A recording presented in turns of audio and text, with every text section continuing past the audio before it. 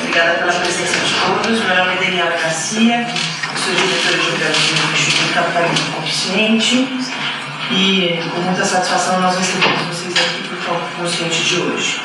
O Toque Consciente é um evento que a gente faz mensalmente, buscando abordar temas que estão na mídia, que são discussões que a gente sabe que estão muito relevantes para empresas mais conscientes, empresários e empreendedores que querem entender essa vertente de como raciocinar um pouco mais de forma humanizada dentro das suas empresas e que isso tem a ver com os negócios e os resultados dos negócios. Hoje a gente recebe 3 executivos aqui importantes para nós e que podem, cada um deles, dar a sua opinião a respeito deste tema. A doutora Flávia Penido, advogada especialista em direito digital, por favor. Obrigada pela presença. Obrigada. Flávio de Paulo, vice-presidente de mídia da Agência Santa Clara. Obrigada, bom dia. E Hugo Rosso, coordenador de cursos de marketing da Digital House. A nossa mediação vai acontecer pelo Luiz Gustavo Passetti, que é de mensagem, por favor. Muito obrigada pela presença.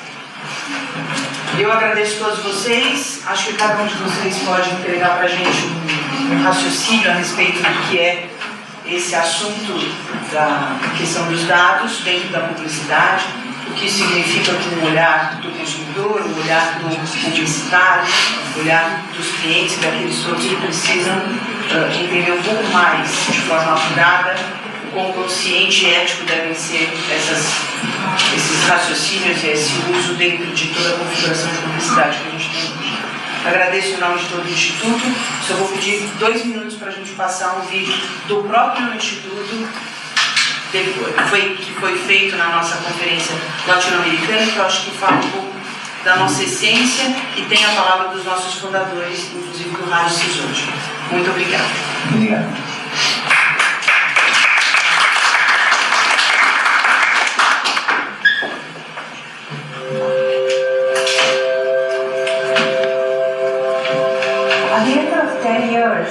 In corporate communications, my spirit was hungry, my soul felt empty, and I started questioning myself, isn't there more to life? I really had a frustration with the story of business, that business is only about making money, and to do that we use employees, we use customers, we use natural resources. When I went to college, I wanted to make a difference in the world and didn't think business was the way to do it at the time, admittedly. For me, this is a very, very meaningful way of elevating the promise of capitalism with greater consciousness. Government cannot solve these problems. Non-profits, religious organizations cannot solve these problems. Only business can solve the biggest problems of the world.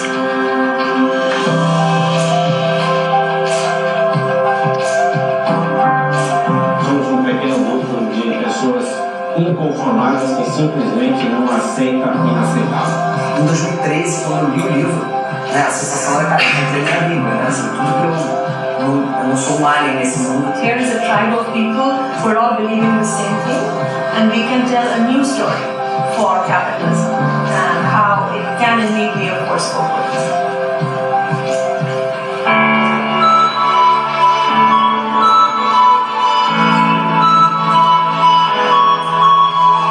People are more conscious of the decisions they make and how they live their lives. The same is true for the companies. And that is like a tide, an ocean tide that lifts all boats. Quando a gente olha o topo da S&P 500, das 500 empresas mais valiosas do mundo, o topo é todo composto por empresas de tecnologia que nasceram de um propósito. Todas as empresas que têm uma missão maior do que simplesmente o lucro. A gente entendeu que o lucro não é suficiente para que a empresa se perenize e continue gerando valor para a sociedade ao longo do tempo. Uma empresa que não preocupa com o seu capital humano, não preocupa com a consciência, com o seu papel, está se provando através de estatística que ela não dura. Quando eles também se preocupam na preservação da sociedade, na preservação do meio ambiente, certamente a sociedade vai ser mais pujante, vai ter mais vendas, as pessoas vão ser mais felizes e, por consequência, a gente vai ter um mundo muito melhor. So we say that profits are important. It is socially irresponsible not to make profit, but you have to make profit in the right way. It is putting people at the center and saying we'll make profit only by improving human flourishing. So that's the important element.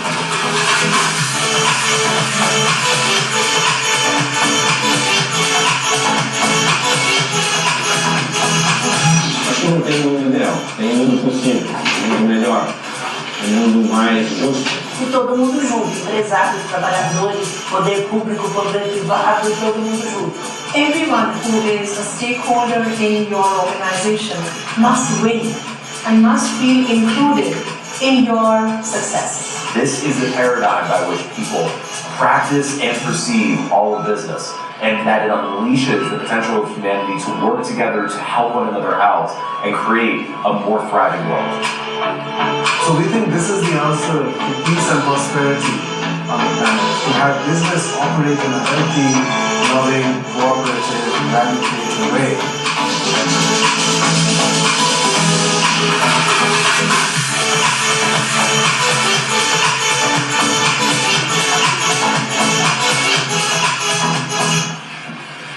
Bom, gente, bom dia. Muito obrigado de novo pela presença de vocês aqui. Eu acho muito legal que vocês estejam aqui nessa manhã de quinta-feira. Eu posso dizer que, inicialmente, quando você olha para esse assunto, dados e regulação, tem aquela camada de ceticismo, né? Mas, meu Deus, esse assunto é técnico, não é?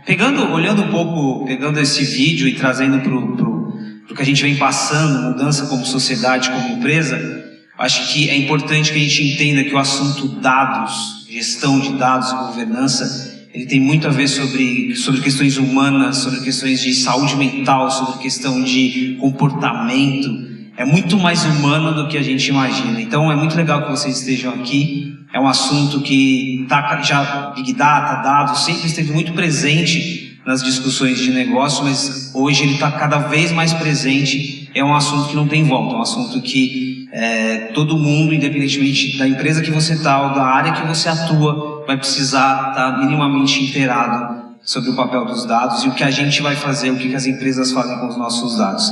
Então é isso, a gente tem uma dinâmica aqui que a interação de vocês ela é muito importante para que funcione. Então assim, participem, pensem nas perguntas, interajam, é um assunto que gera muitas dúvidas, então é muito legal que vocês participem e interajam aqui conosco. Inicialmente os nossos convidados, eles farão uma apresentação, farão uma introdução aí na expertise de cada um e depois a gente volta para a conversa e para o debate. Doutora Flávia, por favor. Bom dia a todo mundo, tá direitinho aqui? Tá. Eu sou aquela parte que vocês não gostam nunca, né? Advogado é sempre aquela pessoa que vocês falam, meu Deus, eu não quero falar com ela, não quero falar, não, é muito chato e tal. Mas a má notícia é que vocês vão ter que falar com a gente cada vez mais. A boa notícia é que se vocês falarem com a gente antes de terem problemas, vocês podem, inclusive, trabalhar melhor, né? Uma das minhas preocupações com essa questão da LGPD em publicidade é que eu não tenho certeza se as agências estão tão conscientes do impacto que isso vai ter no dia a dia delas, né? Porque não é só uma questão de ai meu Deus, eu vou comprar os dados de fulano ou de terceiro. Não é só isso. Quer dizer, vocês vão ter clientes que vão pedir para vocês declarações dizendo que vocês têm consciência da lei, vocês têm conhecimento da lei, que vocês vão trabalhar de acordo com elas.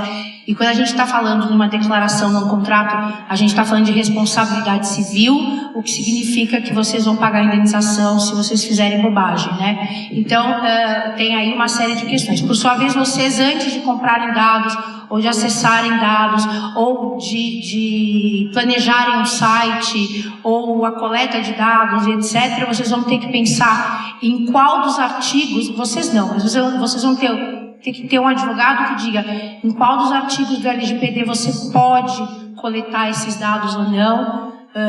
E aí a boa notícia, né? Eu acho que todo mundo só está falando da LGPD em termos de consentimento do titular dos dados. E essa não é a única forma de você se obter dados no mercado ou na internet, né? A gente tem mais algumas formas. Uma delas é decorrente de contrato, né? Para você cumprir contrato, claro que aí automaticamente você está dando consentimento.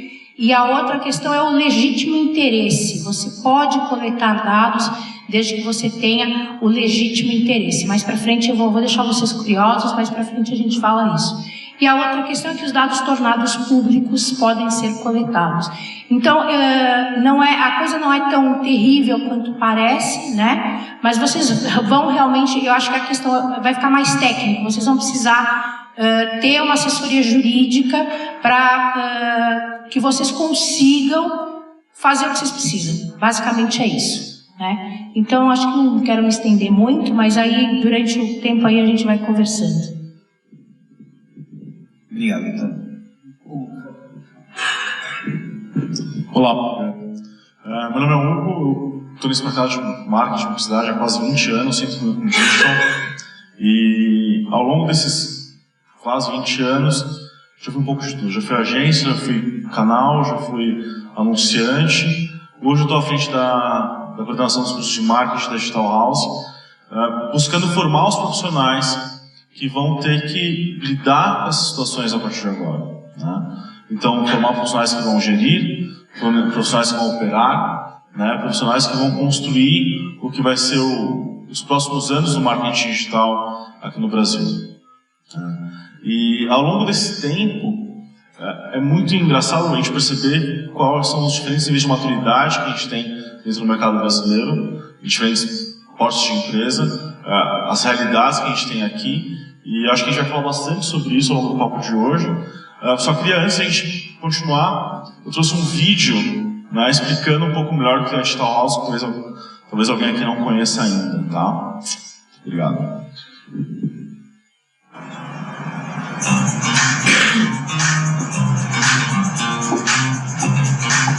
Eu não conhecia uma linha de código, eu não sabia o que era. Pra mim, programar era clicar e arrastar. E eu estou saindo do programador. O que eu estou fazendo traz conceitos sobre a transformação digital, mas ele dá também ferramentas para aplicar isso de maneira prática. A gente já começa desde a primeira aula praticando. Quando terminar o curso, o aplicativo já estará pronto e as pessoas poderão baixar no Google Play. Uma coisa que nos chamou bastante a atenção é a estrutura das aulas, que nos desafiam com a mesma pressão e dinâmica do mercado. As empresas estão assim, sedentas por esse conhecimento. Quem estudar isso hoje, no futuro vai ter muito sucesso profissional, porque realmente é muito demanda. Você sai, sem dúvida, com segurança de que você aprendeu e tranquilo para que o mercado chamar. Eu considero que tudo que eu aprendi no curso é extremamente importante para o mercado de marketing digital e eu estou aplicando bastante coisa no meu dia a dia como analista de mídia. Com o curso, eu tive ferramentas, eu tive um conhecimento, eu vou poder atuar e até cobrar dos meus funcionários resultados. Eu acho que a experiência de vir aqui no Colab está sendo sensacional. Que por sinal é muito bom, é muito legal para fazer network, para conhecer pessoas. Conheci o Thiago, tivemos o mesmo propósito e abrimos uma startup de consultoria digital. Estava procurando há muito tempo um mentor, mas eu não encontrava.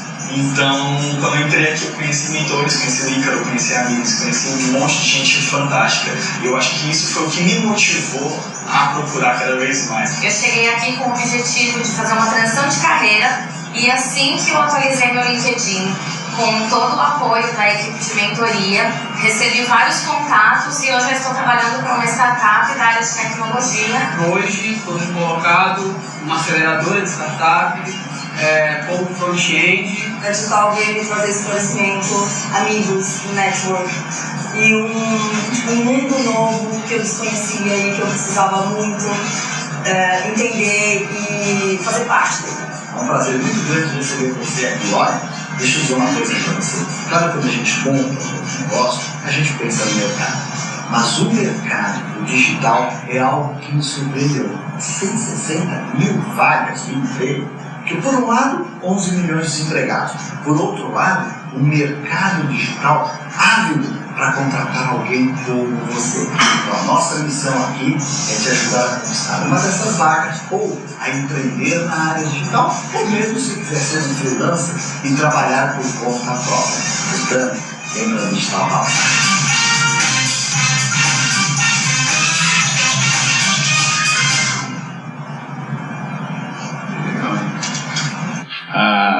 Aliás, a Digital House tem feito um trabalho fantástico. Eu tenho clientes que, depois que passaram por um curso na Digital House, elevaram o nível de discussão de uma forma muito perceptível. Pode abrir já a minha apresentação, que é rapidinha, que eu vou junto com a minha...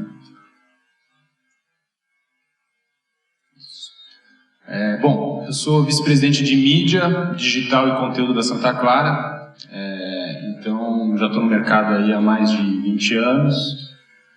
Não só estou acompanhando ao vivo ali as mudanças tecnológicas que o digital está trazendo, mas acompanhando ao longo dos 20 anos as mudanças de mídia mesmo, de comportamento de consumo de mídia. Então, a própria internet não era tão realidade quando eu entrei no mercado, e isso transformou muito o consumidor. A Santa Clara eu passo por aqui mesmo, né? É uma agência que já está há 13 anos no mercado, né? Então, ela começou com o pensamento de ser uma consultoria de comunicação, de trazer muita inteligência para o mercado, e não simplesmente agenciar compra e venda de mídia. Mas a agência foi evoluindo, cresceu, é uma compradora de mídia bem relevante no mercado também, mas nunca perdeu esse DNA estratégico que é o nascimento da agência, foi por causa disso. Em 2015 tivemos uma compra de uma parte da agência pela multinacional que é a MC-Sat de Londres, então isso também ajudou a gente a ampliar um pouco a nossa visão e ter recursos internacionais à nossa disposição também. Mas assim, o principal assim, da Santa Clara, a crença fundamental é que a gente acredita muito em psicologia de consumo. Tá? Não por acaso, o presidente da agência, alguns de vocês devem conhecer, que é o Ulisses Zamboni, ele é o nosso presidente, então ele é um profissional reconhecidamente por ser um profissional de planejamento estratégico muito forte no Brasil, e ao longo da sua carreira de publicitário, ele também se transformou em psicanalista. Então, assim, ele se apaixonou tanto com essa coisa de psicologia de consumo que ele mergulhou, se formou psicanalista. Hoje, em horas vagas, ele tem os seus pacientes que ele atende. Então, assim, você imagina o quanto de psicologia entra no nosso dia a dia lá na agência, né? Mas a verdade é que faz total sentido pensar em psicologia de consumo, né? Porque a gente acredita que é no inconsciente e no consciente do seu consumidor que está o sucesso ou o fracasso do seu negócio. Isso pode parecer óbvio hoje, mas muito tempo atrás, se você simplesmente tivesse verba, investimento de mídia e falasse mais alto que todo mundo, você podia ter sucesso no seu negócio, né? Hoje já não é mais assim. Hoje, marcas, empresas com menos investimento, mas com um trabalho muito mais estratégico, conseguem sim superar outras empresas que têm mais investimento. E isso acontece por quê? Porque o consumidor está em outro momento, né? O mindset de consumo é muito mais líquido hoje. Então, são 4 grandes mudanças desse consumidor. Ele está mais esperto, né? Então, assim, ele não cai mais em qualquer propaganda. Você faz uma comunicação, ele já julga a sua comunicação. Então, ele já está acostumado, já faz muitos anos que está dando propaganda, então ele não cai mais rápido na sua narrativa, na sua história, né? Essa jornada do consumidor também é mais complexa, então ele simplesmente pesquisa também. Então não fica só unidirecional. E ele vai também buscar opiniões de outras pessoas. Então isso torna tudo muito mais complexo.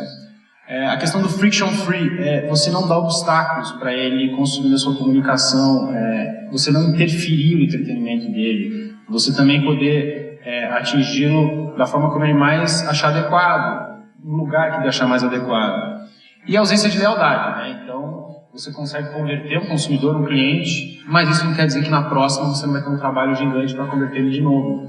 Então, trabalhar essa lealdade também é um trabalho de psicologia de consumo. Como fazer, depois da compra, você conseguir captar esse cara para a próxima compra sem ter que fazer um grande esforço de comunicação também. Então, a gente entende que pensar em psicologia de consumo é fundamental hoje para você ter um sucesso no negócio. E outra crença nossa é que one size will never fit all. Então, no mundo da comunicação, da publicidade, agências têm entre 10, 15, 20, 30 clientes. São poucos clientes. Então, você não precisa padronizar o seu serviço para todos, né? Então, se você tem uma fábrica de um bem de consumo, você tem lá 500 mil clientes, 1 milhão de clientes, então você tem que padronizar seu produto. Uma agência que tem 15, 20, 30, não precisa padronizar. Ela tem total condições de personalizar esse serviço. Por quê? Porque cada anunciante, cada empresa tem uma necessidade. Ela pode querer um reposicionamento de marca, ela pode querer transformar a sua empresa em mais digital, ou se simplesmente ela quer gerenciar seu conteúdo, ou ela quer fazer várias dessas coisas ao mesmo tempo. E é aí que a gente entende que a agência precisa estar preparada para se encaixar. Então, existem anunciantes que precisam de agências que sejam fortíssimas em conteúdo. Eles precisam de uma agência que produza conteúdo. Então, um time montado por esse cliente tem que ter um fotógrafo, tem que ter um cara que faz efeitos especiais em vídeo, motion, tem que ter redatores, e talvez não precisa ter uma equipe muito forte em mídia. Por outro lado, você pode ter clientes que precisam de muita força em mídia, de técnica, de performance digital, dados, BI, e pouca necessidade criativa, porque a criatividade vai ser muito mais tática. E podem ter clientes que podem ter uma parte do ano uma necessidade mais de conteúdo e outra parte do ano uma necessidade mais de performance. Cada cliente, cada anunciante, cada empresa tem uma característica e a agência deveria saber se adaptar à oferta para cada cliente. Por que deveria? Porque a maioria não faz. A maioria tem lá o seu jeito de trabalhar e o cliente que se encaixa nesse jeito de trabalhar. Você vai ter uma equipe com mídia, atendimento, planejamento e criação, porque é assim que a gente trabalha. E aí o cliente acaba tendo que se adaptar à agência. É difícil se adaptar ao cliente, não muito desde que você se organize.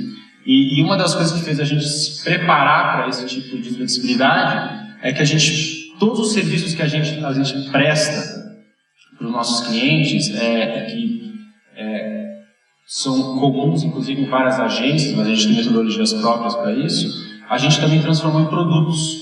Para que quando o cliente mostre um desafio, que a gente possa falar, cara, você precisa desse produto, desse serviço. Então a gente tem um produto totalmente ligado a desenvolvimento de branding, que é o truth, definição de arquétipos, que é a personalidade de marca, como também a gente vai para questões mais operacionais, como media strategy, que é uma estratégia de mídia muito mais funcional, terapia de negócio, performance to go, que é preparar toda uma operação de performance digital para a sua empresa.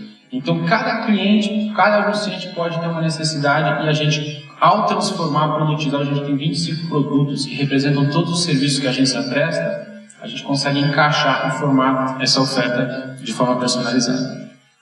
Então é isso. Tem um microfone aí? Para você dividir esse cubo e aí eu divido esse meu com a doutora. Resolvido. Flávia. Nas duas primeiras a gente já tira o doutor aí. Bom, gente, vou fazer uma pesquisa rápida aqui até para entender um pouco o que nós temos em termos de envolvimento de vocês com esse assunto. Primeiro, quem que é de agência de publicidade aqui? Quem que trabalha em agência de publicidade? 1, 2, 3, 4. Ou já trabalhou em agência de publicidade? 4. Agora, em relação ao seu contato com o assunto dados, contato de trabalhar com dados, ou você é um gestor, você tem uma área que você precisa lidar com dados, quem aqui está no contato, tem esse contato avançado? Ou seja, você lida muito com esse assunto de dados no dia a dia. Quem? Avançado. Aqui, ali, 2. Médio. Você lida mais iniciante, do tipo, eu não lido muito, mas já entendi que esse assunto é importante. Eu acho que é a grande maioria. Acho que é importante a gente ter essa distinção. Vamos então aterrissar, entender agora do que a gente está falando. Tem dois contextos aqui. Em maio de 2018, a Europa aprovou a GDPR, uma lei de regulação de dados voltado para a Europa, mas que teve um impacto muito forte nas grandes empresas europeias e nas grandes multinacionais, ou seja, isso atingiu também as multinacionais que estavam atuando aqui no Brasil. Primeiro contexto nessa parte de regulação. O ano que vem, em agosto, passamos a ter em vigor a Lei Geral de Proteção de Dados aqui do Brasil, que a gente vai falar um pouco mais sobre ela. Então temos dois contextos de regulação. O primeiro contexto que vem de fora, mas com impacto já em grandes empresas, e agora um contexto nacional em que demanda muitos ajustes. Eu acho legal a nossa combinação, que a gente tem um olhar de regulação, um olhar mais técnico, a gente tem um olhar de profissionalização e a gente tem um olhar de dia a dia no trabalho com os dados de uma agência de publicidade.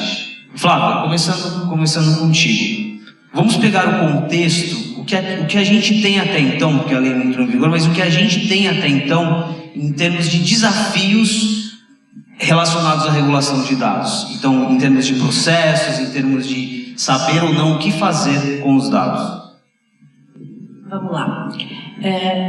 A questão da privacidade, né, não é uma questão nova, se a gente parar para pensar, né? A Constituição Federal já fala, né, do direito da intimidade, o próprio Marco Civil já se preocupava um pouco com essa questão, mas até porque a internet está vindo, né, cada vez mais, essa questão dos dados é cada vez mais importante. Hoje em dia isso tomou uma proporção muito, muito grande. Uma coisa importante, dados não é só aquilo que a gente acha na internet, né? O consultório de médico que vai atender você e tenha só lá a sua ficha e etc, arquivada manualmente, escrito, também está sujeito à Lei Geral de Proteção de Dados. Né? Isso não é uma questão específica só do ambiente da internet, quer dizer, dado, até tem aqui ó, a definição da lei de dado, que eu achei importante colocar para vocês. Cadê? Peraí. Eu sou uma pessoa atrapalhada. O que são os dados? Cadê? Peraí. É todo dado, é toda informação da pessoa, tá? Aqui, cadê aqui? O raio das... Não adianta, Espera aqui. Não. Aqui. O titular, o que é? Não tá aqui. Enfim, os dados são isso. Quer dizer, toda informação que você tem sobre uma pessoa natural, ela é um dado, tá? Independente se você está usando isso na internet, se você está usando isso no seu consultório, ou você está usando isso na mercearia, sabe? Então, isso vai ter um efeito grande na sociedade. Não é uma coisa pequena, focada só na gente. E eu acho que ninguém está se preocupando muito com isso e as pessoas vão começar a se preocupar um pouco mais para frente. Né? Qual foi a pergunta mesmo? Então, é exatamente isso. Quer dizer, como é que a gente vai fazer para adequar isso? Você vai ter que ter um pouco mais de segurança de informação, que é uma coisa que as agências de publicidade não têm, né? Você vai ter que ter essa preocupação com os dados que você está utilizando. Acho que a primeira coisa que a gente precisa fazer é o que é dado? O que eu tenho aqui na minha agência? O que eu faço com isso? O que eu trabalho? Né? Tudo isso vai ter que ser estudado. Eu acho que ninguém tem muita consciência do que tem dentro de informação dentro de uma agência, por exemplo. Estou usando a agência para ficar mais fácil, né? Então vocês vão ter que, no primeiro momento, tomar consciência do que vocês têm, né? Elaborar uma política de privacidade dentro das empresas, ter consciência daquilo, se preocupar com o vazamento desses dados, quer dizer, vocês estão seguros? Aonde vocês arquivam isso, né? Estava conversando antes com o Flávio, falando, a gente não tem dado. Se você parar para pensar, você tem dado pra caramba, entendeu? Tem muito mais dado do que vocês possam imaginar.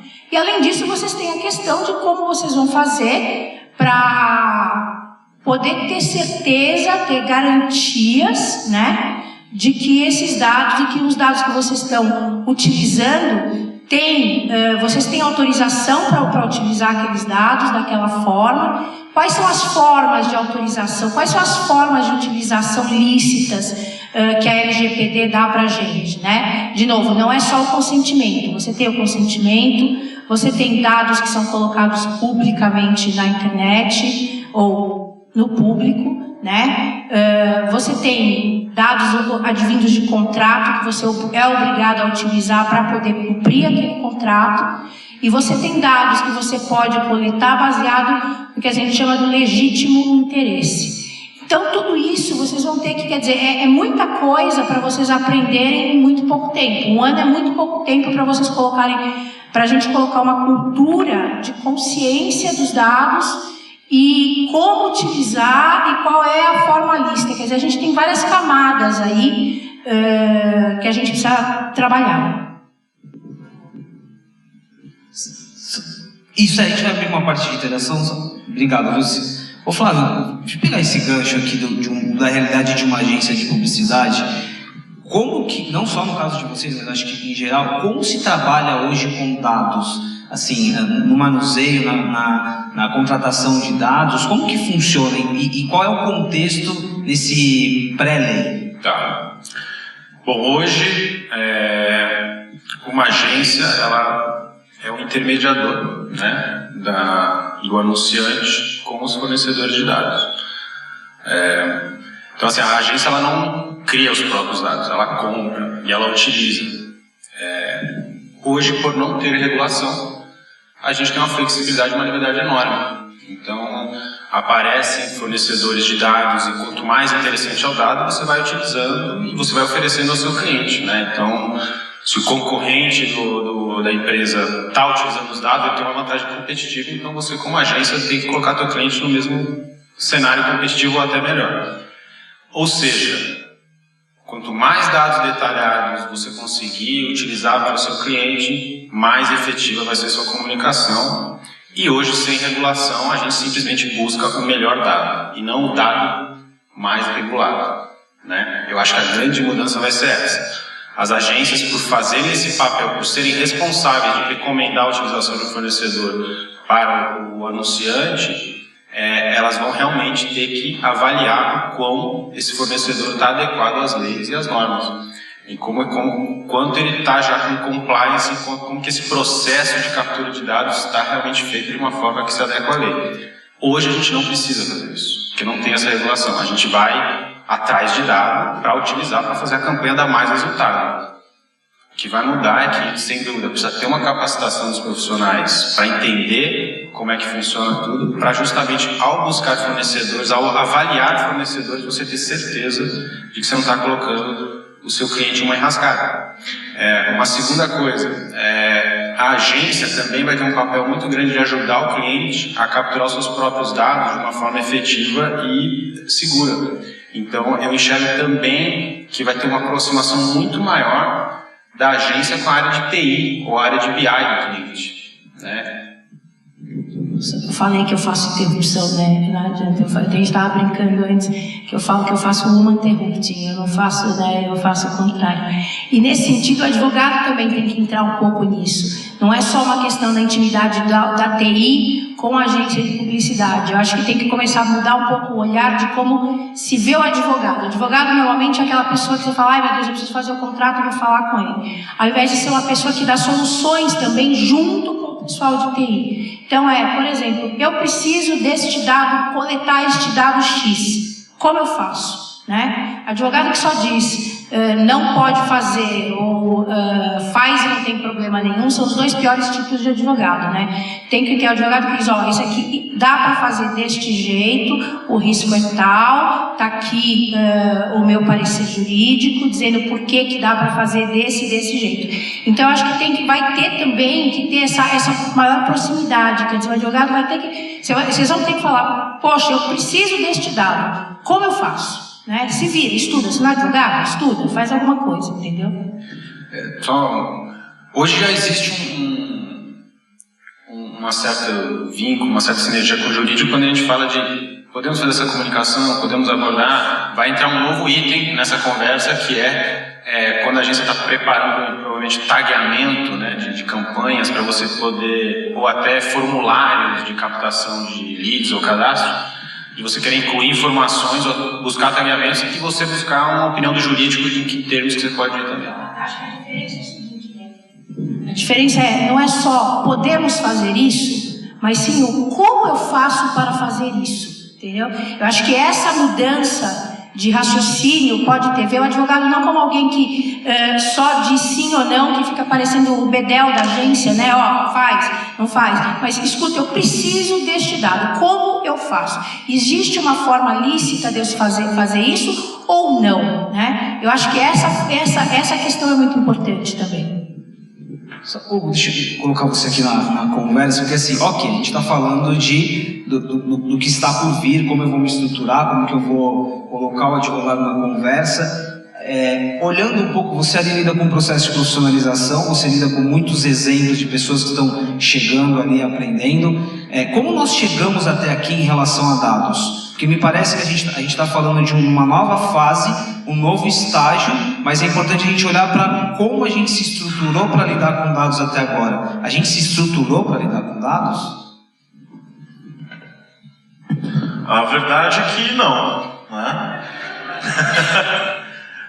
Se a gente pensar numa cultura de dados, a gente tem uma profundidade de informação maior desde que a internet ganhou força de uma plataforma de comunicação e comercial, né? A gente popularizou o acesso à informação, a gente descentralizou o investimento de mídia, que antes era consolidado em poucas empresas que tinham poder para colocar grana numa televisão, colocar numa revista, jornal, e a internet ela quebrou isso. Ela mudou a forma das pessoas se comunicarem, mudou a forma das empresas se posicionarem, e a gente ampliou todas essas portas, a gente mudou a forma dos negócios acontecerem. Tá? Ao longo de toda essa jornada, a gente foi aumentando a quantidade de informação que era disponível.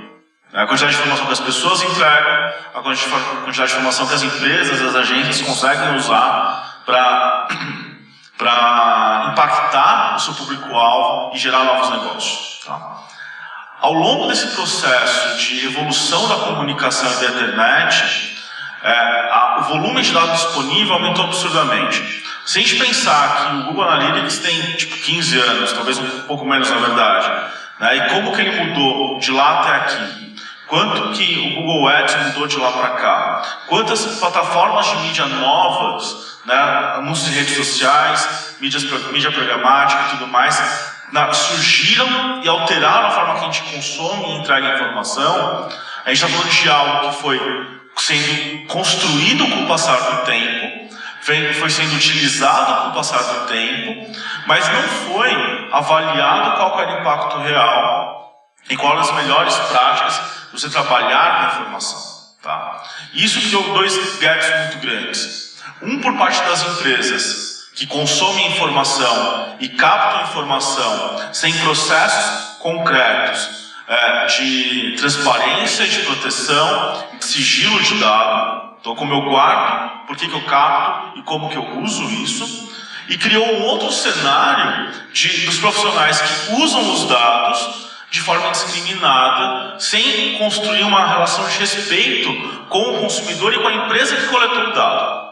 Né? Então, a profissionalização que a gente depende hoje, ela vai muito além de só a discussão de como que eu uso a informação. Ela passa por uma recapacitação do profissional de marketing, que hoje, se a gente analisar a média de mercado, ele é mal formado, tá? E passa também por uma análise de gestão de dados que é muito recente. Se a gente for analisar a profissão de cientista de dados, tem o quê? 6 anos, né? Mais ou menos isso. E quanta informação se produziu de lá para cá? Como que a gente coloca analistas de dados, né, um data scientist, um cara de BI, para cuidar de informação no dia a dia, e qual o comprometimento desse profissional em armazenar, estruturar e construir os melhores insights. Né? A implementação da LGPD, apesar das dificuldades que vai criar em alguns aspectos, vai trazer para a gente também um novo olhar e vai demandar a necessidade de a gente construir uma nova forma da gente estruturar a informação e decidir como a gente vai trabalhar com ela de forma segura e forma eficiente para a geração de novos negócios. Porque esse é o grande ponto. Como a gente consegue gerar maior eficiência, as agências precisam, os canais precisam, os anunciantes precisam de um aumento constante de eficiência, né? Ao mesmo tempo que o consumidor precisa de uma maior proteção sobre como seus dados estão sendo utilizados e armazenados de forma mais responsável. Eu acho que essa é a grande provocação. Como que a gente muda o mindset de tantas pessoas num período aí de 1 ano, que é o que a gente tem para a coisa entrar em função, lembrando que a gente já perdeu 1 ano onde as pessoas podiam estar se desenvolvendo em cima disso, e a verdade é que muitas delas ainda não estão. Tá? Então eu acho que essas são as provocações que a gente tem que fazer agora, tendo em vista que a gente tem um baixo nível de capacitação profissional vigente no Brasil. Acho que tem um ponto aqui que é importante, para que você entenda o nível de complexidade aqui. Então, quer dizer, a gente sempre falou sobre o Big Data, sobre a importância dos dados, nós ainda não aprendemos e nos estruturamos para usar os dados a favor dos negócios, colocado de uma forma eficiente. Imagine agora com novas camadas para esse ambiente. Eu queria fazer, e agora é para todos, eu queria uma ajuda aqui para entender uma diferenciação de conceito de dados, porque eu tenho dúvida nesse sentido. Nós temos um tipo de dado, que é o dado, vamos dizer, o dado pessoa física, que é o dado que carrega a minha identidade, que me identifica como Luiz, CPF tal, endereço tal, e eu tenho aqui um grupo de dados que está relacionado à jornada, a comportamento, né, que muitas empresas de algoritmos utilizam, é o comportamento, é a jornada, né? Não me identifica como pessoa física, mas como jornada. Como diferenciar esses dois tipos de dados nessa nossa discussão? Eu achei a minha colinha agora. Eu acho bom colocar a definição da lei para vocês entenderem direitinho quais são as nuances, né? Então, o que a lei fala de dado pessoal? O que é dado? Lembrando que a gente está falando de dado de pessoa física. Dados de pessoa jurídica não estão dentro da LGPD, tá? Então, o que a lei fala sobre dado pessoal? Dado pessoal é informação relacionada à pessoalidade identificada ou identificável. Perceba que eles não falam se é da internet, se é coletada na internet ou não. De novo, o doutor João da Silva, que é médico e tem lá um prontuário escrito à mão, ele também está sujeito à LGPD, porque ele também está trabalhando com o quê? Informação relacionada à pessoa natural, identificada ou identificável. Quando eles falam em pessoa identificada ou identificável, a gente já tem o quê? A pessoa que não é identificada e não é identificável. E aí a gente vai para onde? Para os dados anonimizados. Os dados anonimizados não estão sujeitos à internet, à LGPD, né? Porém, né, advogado sempre tem um porém, qual é a questão? A gente vai ter que definir se esses dados são mesmo anonimizados ou não, né? E o que a lei fala? O que é dado anonimizado? Dado relativo a titular que não possa ser identificado, até aí está indo bem, né? Considerando a utilização de meios técnicos razoáveis e disponíveis na ocasião de seu tratamento. A LGPD aqui ela é um pouco mais suave que o GDPR, que fala que mesmo que uma correlação você possa identificar, né? Que aí é a história da pseudonimização, mas aí é uma outra questão. Você já está sujeito a GDPR. Aqui não, quer dizer, então você vai ter que pensar o que seria a utilização de meios técnicos razoáveis e disponíveis. Razoável significa quanto tempo eu vou levar para descobrir quem é aquela pessoa, quanto dinheiro eu vou gastar para aquilo. Então tudo aquilo que passar do razoável, obviamente, não está dentro dessa questão. Flávia, como é que eu vou saber que é razoável? É verdade, é subjetivo. Então, e tudo isso a gente vai ter que ir aprendendo. As decisões do GDPR vão ajudar bastante a gente, né? Então, a gente tem isso e, além de mais, a gente tem os dados sensíveis, que tem um cuidado maior, né? Que a gente tem que ter um cuidado maior. Os dados sensíveis são os dados pessoais de origem racial ou étnica, convicção religiosa, opinião política, filiação, etc, etc. E além disso, a gente tem os dados públicos também, que são tornados manifestamente públicos, né? E que também não estão sujeitos à LGPD. Então a gente tem aí essas quatro categorias de dados para começar a pensar. No dia a dia, o desafio de você fazer essa leitura, identificar qual tipo de dado que é difícil, não é? Você tem uma ferramenta, até para fazer essa leitura, que tipo de dado eu estou usando aqui? Talvez que se não é uma prática, passe a ser, né? Hoje, o tipo de dado realmente não entra em discussão, né? Eu acho que com a lei vai entrar em discussão. Mas até pegando um pouco a questão que você falou sobre dados pessoais e dados de jornada, né? O Hugo até estava comentando, para até complementar depois que eu falar, que a tendência é que você comece a trabalhar com dados de navegação. Então você tagueia, você avisa o cara que está sendo tagueado, você explica para ele: eu estou tagueando porque eu vou usar esse dado para isso, isso, isso. O cara aceitou, você está tagueando ele, você começa a ver o comportamento dele, a jornada dele, e a partir daí você começa a tomar decisões e a classificar esse cara. Mas diferente eles são analisados? Só para finalizar. Diferente de quando você compra dados da pessoa. Então, Detran me passa dados de pessoas que compram carros mais de luxo. Serasa me passa dados que compram sorvete. A pessoa que compra o sorvete, ela não foi avisada pelo Serasa, olha, agora que você está fazendo isso aqui, eu vou usar esse dado para depois vender para publicidade. Não, nunca foi avisada. A gente usava.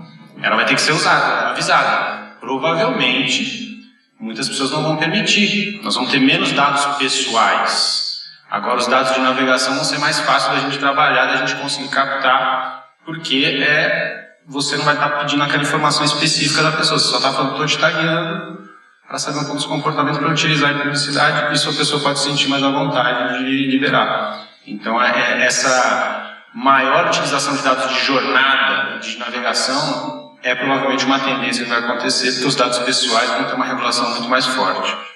Quer complementar? Então, a minha dúvida, só para perguntar, é dúvida minha mesmo. Esses dados que o Serasa passa, ele identifica a pessoa física, etc., ou são anonimizados? Não identifica, mas ele não tem todo o cuidado de adequação que a lei exige.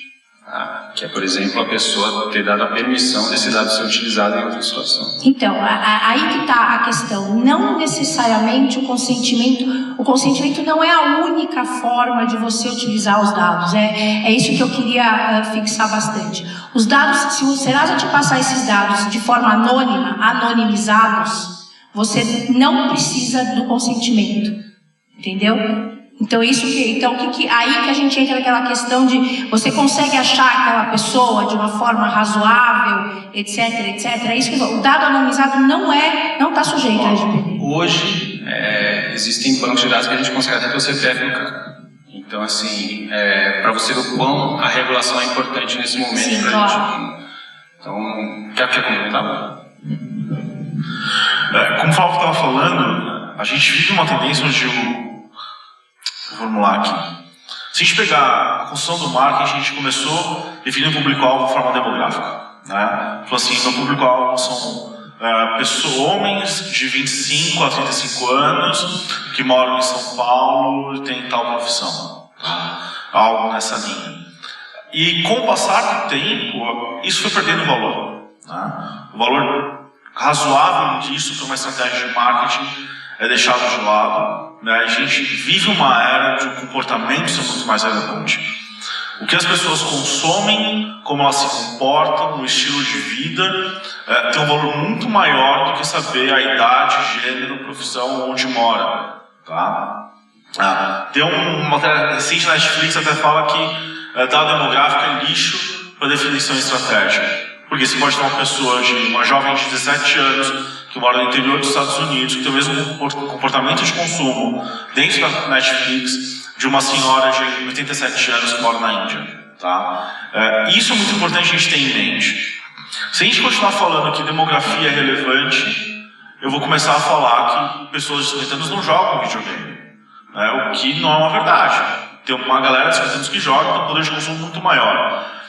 Quando a gente leva isso para o mundo da estratégia de mídia, eu começo a poder cruzar, sim, a navegação, que é o comportamento dessa pessoa dentro do meu site, dentro dos meus sites. Né? E se eu pensar mais a fundo, eu consigo trabalhar com dados anonimizados, cruzando com comportamentos de outros consumidores. Eu consigo cruzar com o comportamento de consumo da minha plataforma de CRM, da minha plataforma de AIP. É tecnicamente mais complexo? Sem dúvida. Né? O desenvolvimento de um site deixa de ser uma tarefa tão simples, porque começa a envolver análise de dados e integrações de plataformas que muitas das empresas não têm. Né? A gente vive num país onde 70% e 80% das empresas sequer usam um RP para gerenciar os seus negócios. Né? Então, sim, talvez a LGPD ela crie um espaçamento, um distanciamento entre empresas com menor nível de capacitação, com maior nível de profissionalização e com menor visão estratégica, né, e menor poder financeiro do que empresas que tenham todos esses dados estruturados também, todos esses fatores estruturados. Isso é importante também manter em mente, porque é uma coisa que pode impactar como vai ser a nossa realidade daqui a um ano. Agora, só uma dúvida estrutural, de diferenciação de estados e grupos de empresas. Uma coisa é como a Coca-Cola ou a Unilever estão se estruturando e se adequando da nova lei. Outra coisa é a empresa ou a startup que eu tenho ou um negócio para se estruturar. Eu acho que aqui tem um pouco de desconstrução. é sobre, ok, a Coca-Cola é um exemplo aqui, mas eu estou aqui para fazer no PIB. É sobre dinheiro, eu preciso de muito investimento, essas ferramentas que existem hoje de gestão, é sobre dinheiro, ou é sobre cultura, ou é sobre buscar alternativas? O primeiro ponto é a questão cultural, né? Como a gente estava mostrando mais cedo, o empreendedor brasileiro ele tem majoritariamente duas origens. Ou ele é um baita vendedor que deu certo, ou ele é um cara técnico que deu certo e decidiu abrir o próprio negócio. Dificilmente alguém que tem uma cultura de gestão, uma cultura de administração, e isso impacta a forma como ele lida com o próprio negócio, né? O maior concorrente das empresas de RP hoje é o Excel e a Tilibra, né? Porque as pessoas gerenciam isso na ponta do lápis de uma forma extremamente arcaica, né? e imatura, né? Então, para você ter um RP hoje de qualidade, você vai gastar o quê? Sei lá, 100, 200, 300 reais por mês. Tá? Não é o fundo, tem plataformas até mais baratas que isso.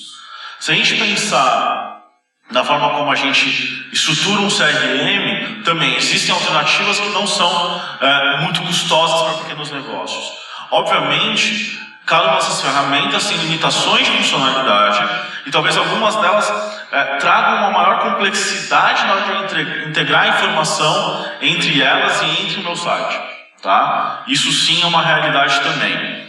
E aí entra o fator profissional, né? Não basta eu querer fazer, eu tenho que ter profissionais capacitados que entendam das técnicas, das tecnologias e das possibilidades que a lei traz, é importante ter isso em mente também, e com maturidade suficiente para construir esse conjunto de integrações, né, e mantê-las funcionando. Tá? E aí é que entra a barreira financeira, porque as ferramentas não são caras, mas o profissional é caro.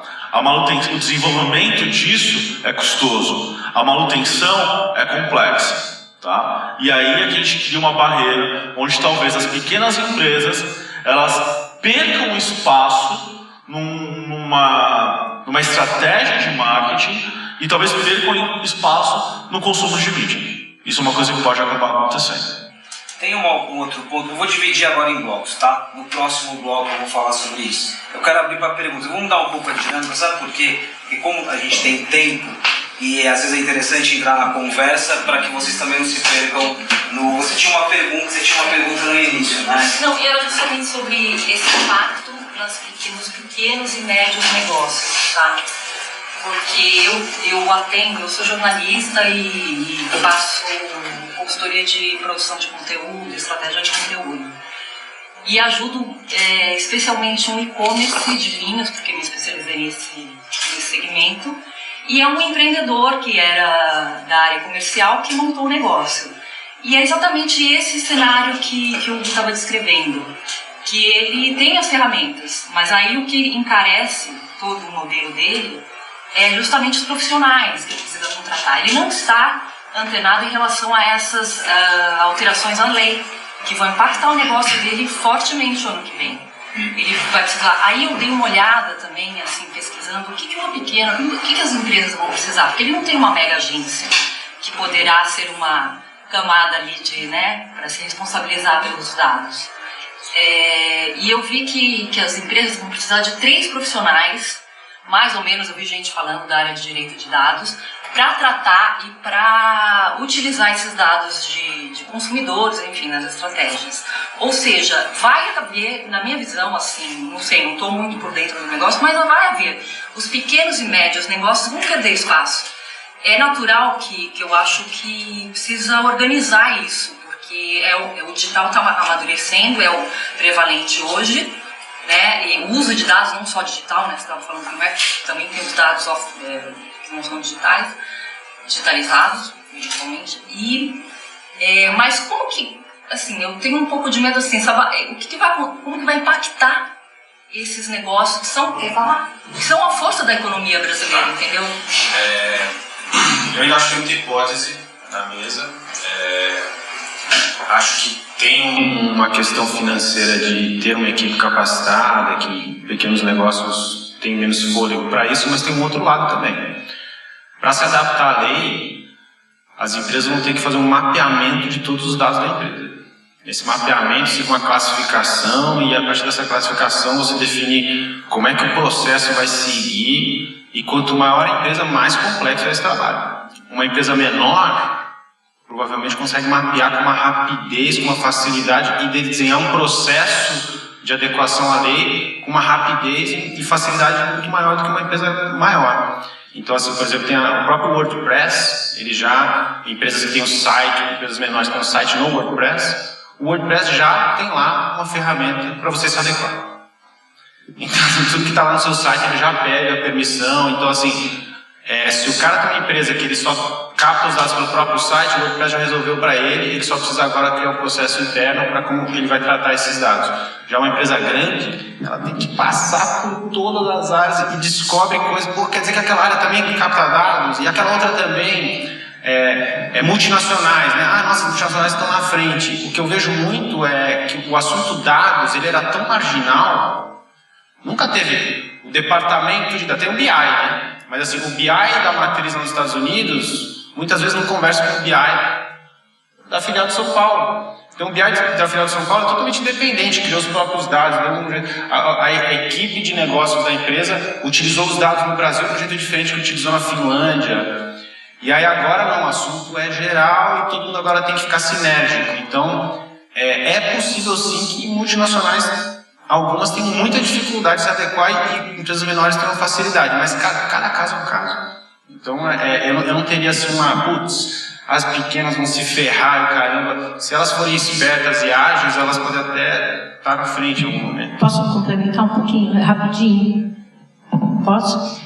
Uma coisa que é importante é perder esse medo, porque assim, a legislação, ela tenta abranger desde o Zé das Couve da mercearia até a multinacional, né? Então, quando a lei fala que você vai ter o controlador, o operador e o encarregado, não necessariamente essas pessoas precisam ser distintas, tá? Numa empresa pequena, não existe nenhum problema, tá? O controlador, o que é? A pessoa que define como esses dados vão ser usados, né? O operador, o que é? O operador é a pessoa que vai realizar essa operação, tá? O operador realiza a operação, né? E o encarregado é a pessoa que vai gerir, fazer o meio de campo entre a Autoridade Nacional de Proteção de Dados, entre o consumidor e o controlador e o operador. Não necessariamente essas pessoas precisam ser distintas. Então precisa começar a conversar, a gente precisa falar mais sobre isso, justamente para tirar alguns fantasmas do armário, entendeu? Resolver essas dúvidas. Bom dia. Pegando uma situação dessa questão, por exemplo, o WordPress, ele já dá essa permissão. Se eu tenho hoje um site de e-commerce, tem uma política lá que deixa claro, tem até aquela questão de que o usuário dá a flag permitindo que eu mande um e-mail marketing e tal. Como que eu peço para minha TI, o que eu preciso pedir para minha TI guardar para eu ter certeza de que essa anuência foi coletada naquele dia, naquele momento? Como que o jurídico tem que me orientar para orientar a TI para falar assim, cara, guarda esse dado desta forma, porque num caso de e-commerce, por exemplo, o dado não é anônimo, então eu vou precisar guardar ele com todos os critérios para poder usar em N situações. Que evidência que precisa ser guardada? Primeiramente, a primeira pergunta que você vai ter que fazer para o pessoal de TI é: quem fez esta política de privacidade? Porque o que a gente vê muito são políticas de privacidade genéricas, né? Que basicamente você pode fazer o que você quiser. Isso não vale para a LGPD. Vocês entendem? A lei entende isso como um vício de consentimento. Então, o que precisa ter? É seguir os princípios, é finalidade, adequação, e a ideia é que você colete o menor número de dados possível para você poder fazer o que você precisa, tá? E aí entra a questão do legítimo interesse, o que seria legítimo interesse e tal. Lembrando que o legítimo interesse é uma das formas de você utilizar os dados de um terceiro. Então, a primeira coisa é: a minha política de privacidade está atualizada, está adequada com a LGPD, inclusive linguagem, né? Hoje em dia já tem, inclusive, umas formas mais bacanas, inclusive desenhos de o que você está fazendo. Olha, eu estou usando o seu nome para mandar e-mail, eu estou usando a sua localização para poder ver qual é o melhor depósito que vai entregar o seu material. Então tudo isso tem que ser explicado, é como se fosse, o consumidor fosse uma criança e você fala, ó, primeiro a gente vai almoçar, depois de almoçar você vai dormir, depois de dormir você vai ver o desenho. É mais basicamente, bem grosso modo, é isso. Então primeiro você vai ter que fazer isso, ver se o consumidor está ciente dos dados que estão sendo coletados. Depois disso, aí entra o TI, vai falar, bom, você coletou esses dados, agora você vai ter que coletar esses dados e vai ter que guardar esses dados desta e daquela forma, para que a gente não tenha vazamentos ou tenha o menor risco possível desses vazamentos. Entendeu?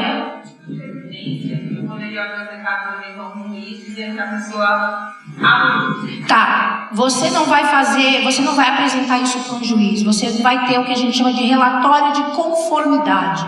O que é o relatório de conformidade?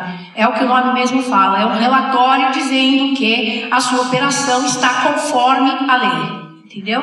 Então você vai precisar ter esse relatório de conformidade. E aí você apresenta, muito provavelmente alguns clientes vão começar a pedir, alguns fornecedores vão começar a pedir, você vai começar a trabalhar com dados, tá, cadê o teu relatório de conformidade? Eu quero saber se está tudo em ordem, porque muito provavelmente algumas empresas não vão nem aceitar os seus dados, não vão querer conversar com você ou interagir com você sem que esse relatório de conformidade esteja feito. Só um minutinho, eu já você fala, tipo, uma dúvida, porque tem uma dúvida pontual que me remete a um pouco.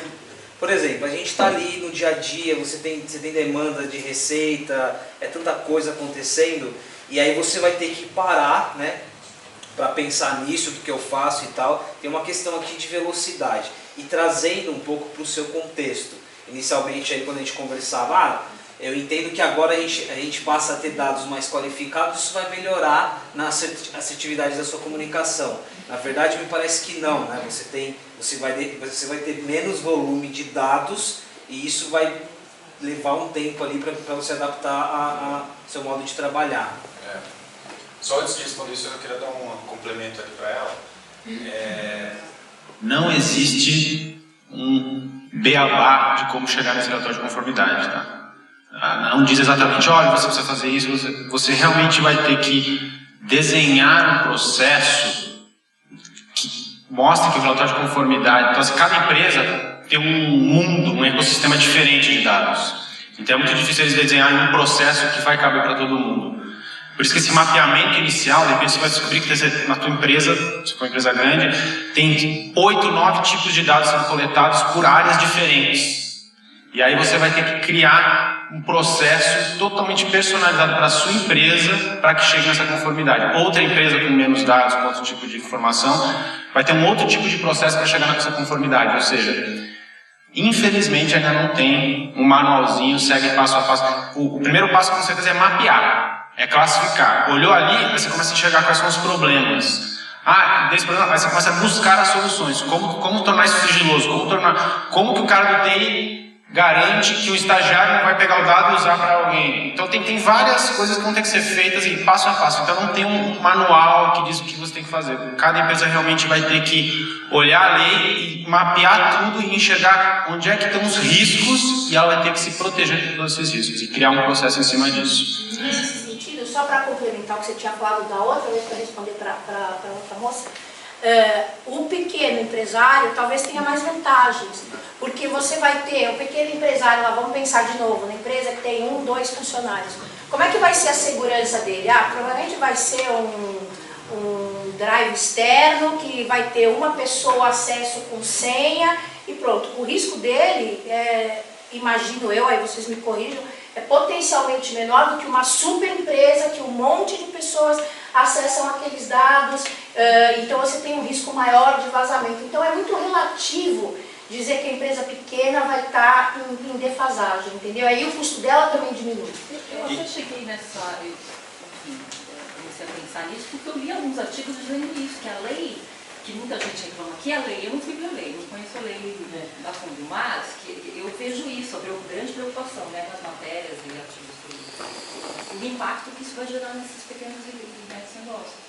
Mas se é uma coisa também, assim, desmistificando, me parece mais palpável, assim. Mas agora eu vou fazer um contraponto comigo mesmo. E pegar para aproveitar e responder a pergunta do Luiz. Que aí afeta-se os pequenos negócios.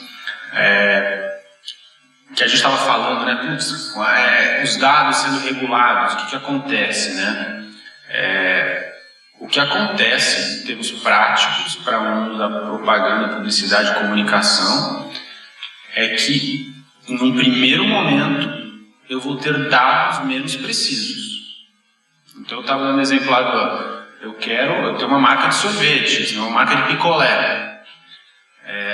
Eu posso hoje ter dados de pessoas que consomem picolés, heavy user, semanal, e eu vou atrás dessas pessoas e falar com elas.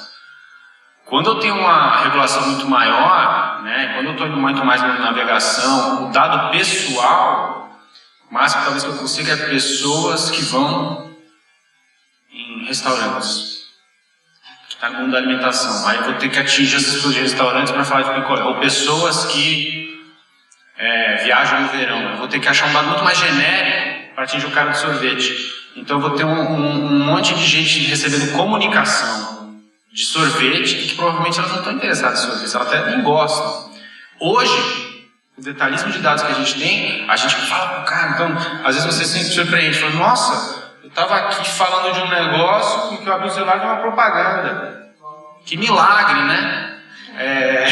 Mas você me achou ruim, porque, porra, que legal, era o que eu estava precisando. Então você gostou daquela propaganda. A partir do momento que a coisa fica mais genérica, nesse primeiro momento, tá? Porque assim, os mercados se adaptam muito rápido, mas no primeiro momento, a expectativa é que a gente tenha menos precisão de dados. Ao ter menos precisão, minha comunicação vai acabar sendo mais genérica. Ao ser mais genérica, eu posso estar impactando pessoas que vão se incomodar com a minha comunicação. Ao incomodar essas pessoas, elas podem aumentar o número de adblocks. Ao aumentar o número de adblocks, eu vou ter menos dados. Ao eu ter menos dados, é possível que quem tiver dados vai vender mais caro. Ao vender mais caro, é possível que, no primeiro momento, o CPM, o custo de mídia digital, fique um pouco mais caro. Então, existe toda uma possibilidade hipotética de ter uma mídia inflacionada no primeiro momento, porque quem tiver dado bom, regulado, em conformidade, vai querer cobrar caro, porque fez todo um trabalho para conseguir chegar nessa situação.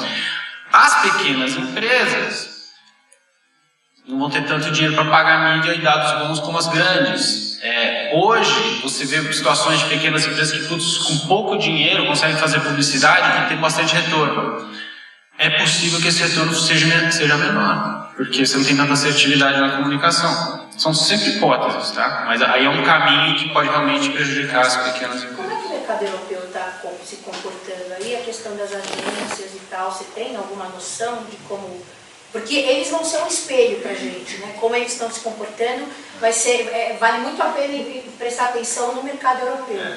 As agências estão se capacitando, né? Mas também estão aprendendo com os próprios erros. E é muito interessante quando você vê que é uma mudança, uma transição que está pegando todo mundo quase que de surpresa.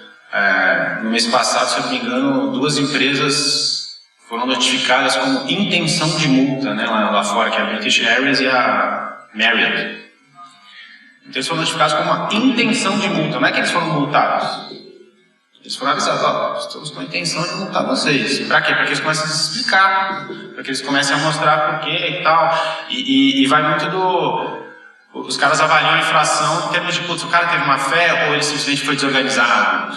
Então tem toda essa transição. A lei não está também querendo ser muito rígida nesse início lá fora, para justamente dar chance para as empresas entrarem numa conformidade. Então, assim, não está assim, uma hora para outra todo mundo em conformidade. Multas, sanções que tem para as empresas, não é a questão da multa até 2% do faturamento, é advertência inicialmente, então tem um intuito de formar, de educar. Tem um outro ponto sobre efeitos colaterais que eu entro daqui a pouco que também é bem interessante. Desculpa, querido, faz a pergunta. Não, considerando que estamos falando sobre consciência, eu trabalho em agência de publicidade e especificamente com varejo e diretamente com uma área de BI. a gente começou já a perceber também um comportamento, a partir do momento que a gente passou a monitorar esses dados desse consumidor, uma assertividade na comunicação e ofertar o que esse cliente quer. Todavia, contudo, com uma moeda de troca que seria um desconto no valor do produto, ou seja, os tais dos programas de fidelidade. Não tenho conhecimento desta lei e eu gostaria de retornar com esta pergunta. O quanto que essa lei ela trata essa moeda de troca, considerando também que as pessoas dão um aceite em umas letras extremamente miúdas e gigantescas. O quanto, agora no olhar não nosso como publicitários, mas do olhar do consumidor e pensando na estratégia, o quanto que não banalizou, o quanto que não foram banalizados esses dados e o quanto que o consumidor também não está se sentindo agora, às vezes até mesmo idiota ou não, eu vou comprar um produto, eu tenho que abrir um aplicativo, eu tenho que validar esse desconto, eu tenho que compartilhar esse desconto, eu tenho que colocar ele na minha cestinha, senão eu não vou ter o desconto, só que eu não consegui fazer tudo isso, que a fila já chegou e vou pagar mais caro por isso. Como que é esse olhar, essa legislação em cima disso, em cima desse aceite que simplesmente eu tenho que botar um clique para eu poder ter acesso a ofertas, considerando que essa pessoa não vai ler, né? Ela aborda este assunto ou ainda não? É simplesmente ter um aceite e eu já vou estar dentro das minhas políticas? Não, desculpa, pode terminar de falar. Não, na verdade, a lei quando fala do consentimento, ela explica em que condições esse consentimento tem que ser dado. Então, para esse consentimento ser dado, o consumidor tem que ter, você tem que ter transparência, você tem que ser claro. Então, aquele monte de sopa de letrinha escrito em advoguês, a rigor não valeria, entendeu? Você tem que ser claro, inclusive a linguagem tem que ser clara, tem que ser específica. Aí com a questão da oferta, você vai ter duas situações aí, tá? Você não pode ter uma situação em que o teu produto, né, seja impossível utilizar um produto sem que aquela pessoa forneça os dados X, Y, a menos que seja para cumprimento de contrato. O que você está colocando aí é outra coisa, se eu entendi. Não é que você não pode utilizar esse contrato, mas você está dando você está praticamente pagando por aquele dado, né? Você está dando um desconto, se eu entendi corretamente, você está dando um desconto para que aquela pessoa possa, em troca desse desconto, você está coletando aqueles dados, né? Precisaria pensar primeiro, aí você vai começar a juntar várias áreas do direito, né? O nome seria desconto mesmo, né? A gente poderia ter algum problema de direito de consumidor, porque na verdade isso não é um desconto, você está trocando, né, dinheiro, basicamente é isso, pelos dados, né? Eu entendo que se a comunicação for transparente, você tem condição de fazer isso, mas aí você tem que pensar na condição transparente. E certamente não é uma sopa de letrinhas genérica como todo mundo usa hoje.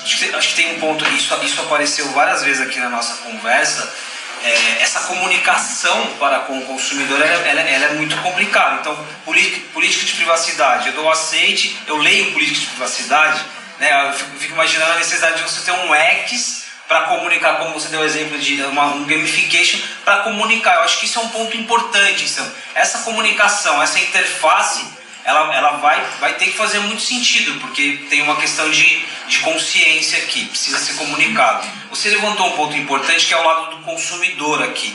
Nós consumidores, todos os consumidores. Até agora a gente está falando muito da perspectiva das empresas. E aí eu coloco a pergunta para vocês. Nós como consumidores, a gente carregou muitos vícios por causa de toda essa cultura do tipo, no mundo digital a mercadoria é você. Então, ok, eu acho super legal ter a rede social, ter a plataforma tal, mas em troca eu dou aqui a minha privacidade. Esse discurso, o quanto que ele estragou ou não a nossa consciência em relação a dados. Eu me pergunto se as pessoas têm consciência disso. Será que a maioria das pessoas tem consciência que na verdade o Facebook não é gratuito de forma alguma? Na verdade a gente está vendendo a alma para postar gif de gatinho, entendeu? Eu não sei também.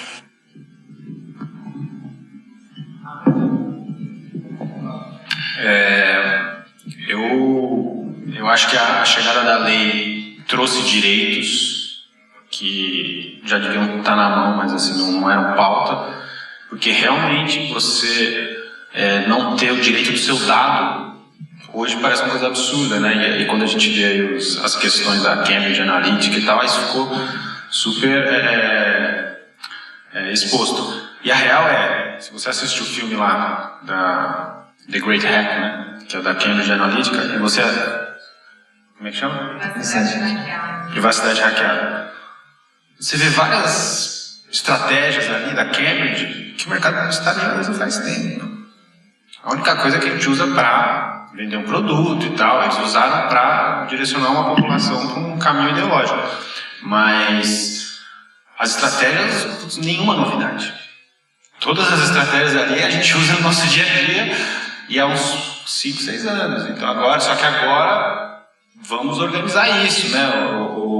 Alguns começaram a usar para o lado ruim. Então vamos botar os direitos na mesa, né? Acho que é um momento chave. Vou completar, porque eu vejo que as pessoas elas não têm consciência de quanto que seus dados valem, né? E a gente entrega isso por muito pouco, né? É por um joguinho, é por uma funcionalidade, é por um meme, é por uma ferramenta que não vai gerar valor algum nas nossas vidas. Vai ser por 3 minutos de uma micro diversão e a gente entrega a nossa informação em troca disso. Então a LGPD, a Cambridge Analytica, elas trouxeram isso em destaque, né? Elas começaram a mostrar que, peraí, o seu dado vale alguma coisa, ele merece ser tratado com um mínimo de responsabilidade, né? Mas eu ainda não sei o quanto que as pessoas conseguem conectar as duas coisas, né? Do tipo, beleza, eu entendi que o meu dado vale muito, mas estou aqui porque eu quero participar desse meme da foto envelhecida, né? Tipo, essa é a questão, né? Pelo que eu vejo, as pessoas elas criaram consciência, mas elas não criaram a consciência mudando seu comportamento, analisando de forma mais fria. E a gente não sabe responder quanto tempo vai levar ainda para as pessoas perceberem e começarem a valorizar isso, né? Por um lado é bom para a gente, né? Mas para o lado do consumidor é um grande problema. Uma pergunta para vocês. Alguém aqui fez o meme de ficar com a foto mais velha? Quem levanta a mão aí? Olha lá. E assim, o que mais falou é que ao fazer esse meme você estava tendo dados capturados, né? E muita gente falou, antes, eu quero minha foto mais velha, né? Só um tempo, por favor. Eu queria falar exatamente sobre pesquisa política, pesquisa de opinião pública, que é onde eu trabalho no campo da coleta. Hoje nós pedimos, a gente faz pesquisa domiciliar ou pesquisa em pontos de fluxo. Hoje a gente pede o consentimento, olha, nós estamos fazendo uma pesquisa, os seus dados não serão identificados pessoalmente, mas de uma forma estatística, como um grupo. Só que a pessoa não assina nada, mas nós explicamos para a pessoa, tanto na casa dela, batendo para domiciliar, ou passando num ponto de fluxo. Esse termo de consentimento para pesquisa de opinião pública, uma vez que o dado da pessoa será tratado estatisticamente, é suficiente? Então, lembra que eu falei que o consentimento não é a única forma lícita de você utilizar os dados? Isso é uma coisa que, se você sair daqui hoje com isso na cabeça, ou seja, não é só o consentimento que faz com que você possa utilizar os dados, vai ser maravilhoso, né? Então, dados anonimizados não estão sujeitos à LGPD. Então, se eles são anonimizados, aí lembra, né? Dado anonimizado é aquele que não possa ser revertido, você não pode conhecer a pessoa, se você utilizar os meios razoáveis, existentes, etc., você não tem nenhum problema. Aí vai depender um pouco do teu cliente também, né? Porque, de novo, o advogado que diz não pode fazer e faça tranquilo, você usa o Google, você não precisa dele, né? Vai ter cliente que vai precisar falar, não, eu para ficar seguro, eu quero o consentimento. A gente tem risco, né? Eu entendo, dados anonimizados não estão sujeitos ao LGPD, mas a gente não está imune a alguém aparecer, sair e falar, não, mas espera aí, isso aí é dado sensível e não sei o quê. Então vai depender muito do teu cliente, como é que ele pensa, o que ele entende, né? Mas eu diria que o risco é mínimo, né? Para não dizer zero, mas eu acho que dados anonimizados não estão sujeitos ao LGPD.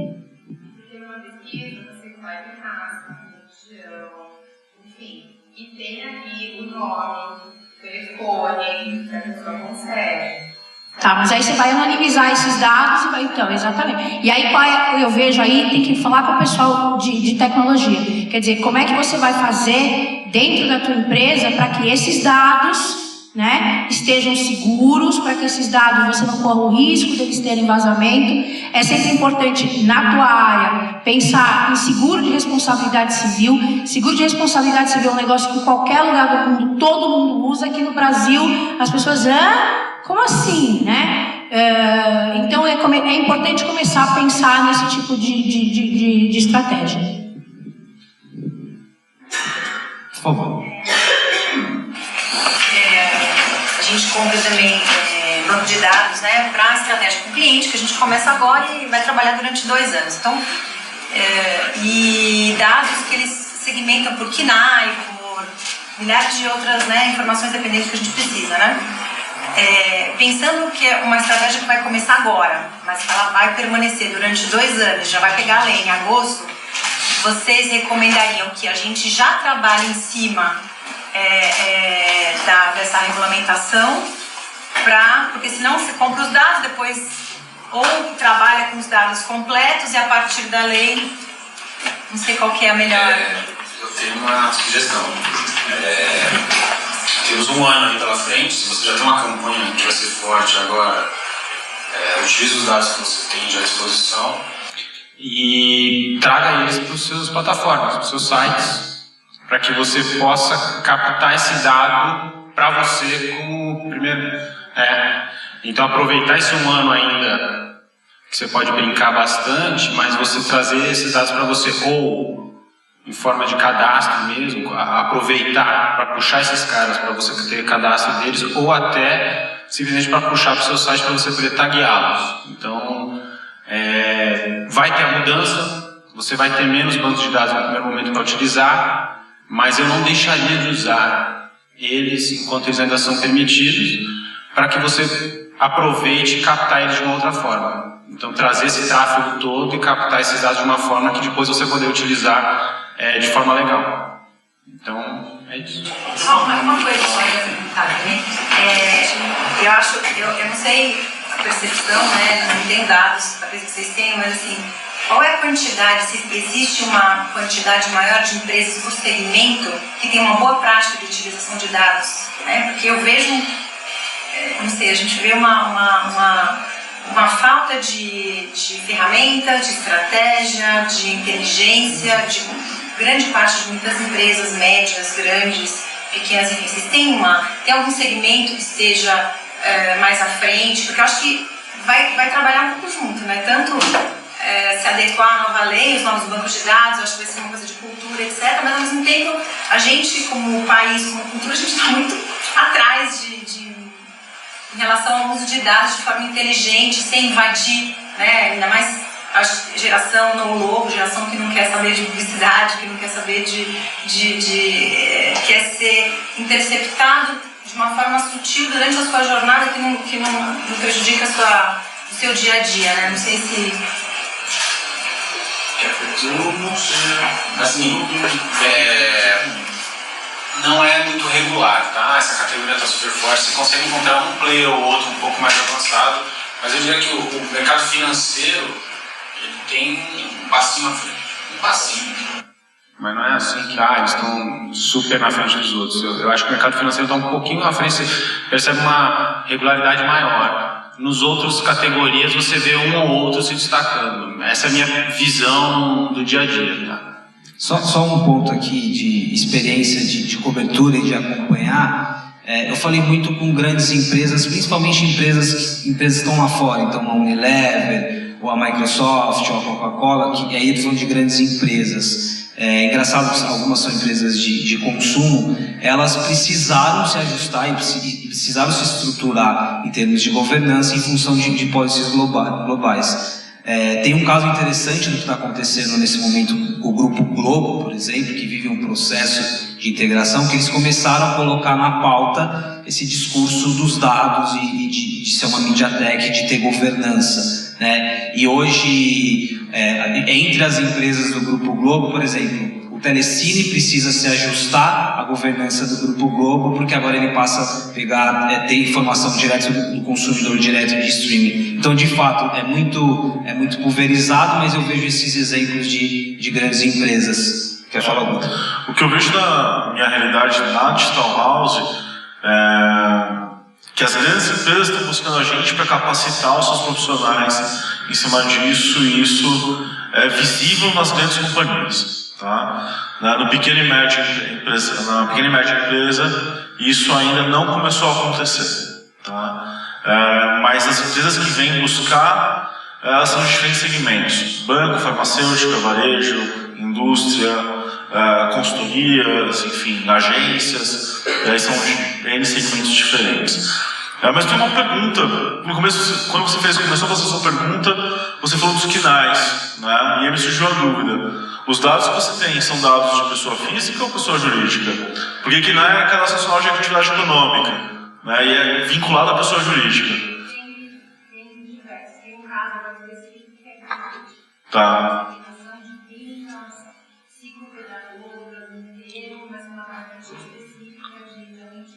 Tá. Porque, pelo que a gente falou no começo, pessoa jurídica não está dentro da LGPD, é só pessoa física. É exatamente isso, pessoa jurídica não está. A gente está falando de dados pessoais, dados da pessoa física natural. Então, pessoa jurídica está tranquilo. Ô Flávio, eu quero eu vou primeiro fazer essa pergunta para tirar a publicidade da frente, para depois a gente falar de jornada, que eu acho muito interessante. Eu queria colocar um pouco mais o tipo de benefício ou impacto positivo que isso tem para o consumidor de fato. Primeiro, aquela problemática que você colocou inicial de eu passo a ter menos dados, né, aquela lógica do inflacionamento, mas que tipo de... o que isso pode provocar positivamente para você enquanto publicitário em relação à marca, para ter uma entrega mais qualitativa? Ainda que exista esse desafio inicial, como que isso força as agências e as marcas para que tenham entregas de mais qualidade? Bom, a gente tem hoje duas vantagens, né? Quando a gente fala de dados para o mundo da publicidade, uma vantagem, a gente já falou um pouco aqui sobre a assertividade, de você divulgar para a pessoa certa a comunicação correta, mas tem um lado criativo, que a parte onde a gente usa a criatividade mais relacionada a dados é quando você consegue personalizar uma comunicação, às vezes até falando o nome da pessoa, tá? Ou você que mora aqui na Vila Leopoldina e tal. Então isso estava sendo meio que um caminho criativo que as agências estavam seguindo e vendendo como uma coisa super legal, né?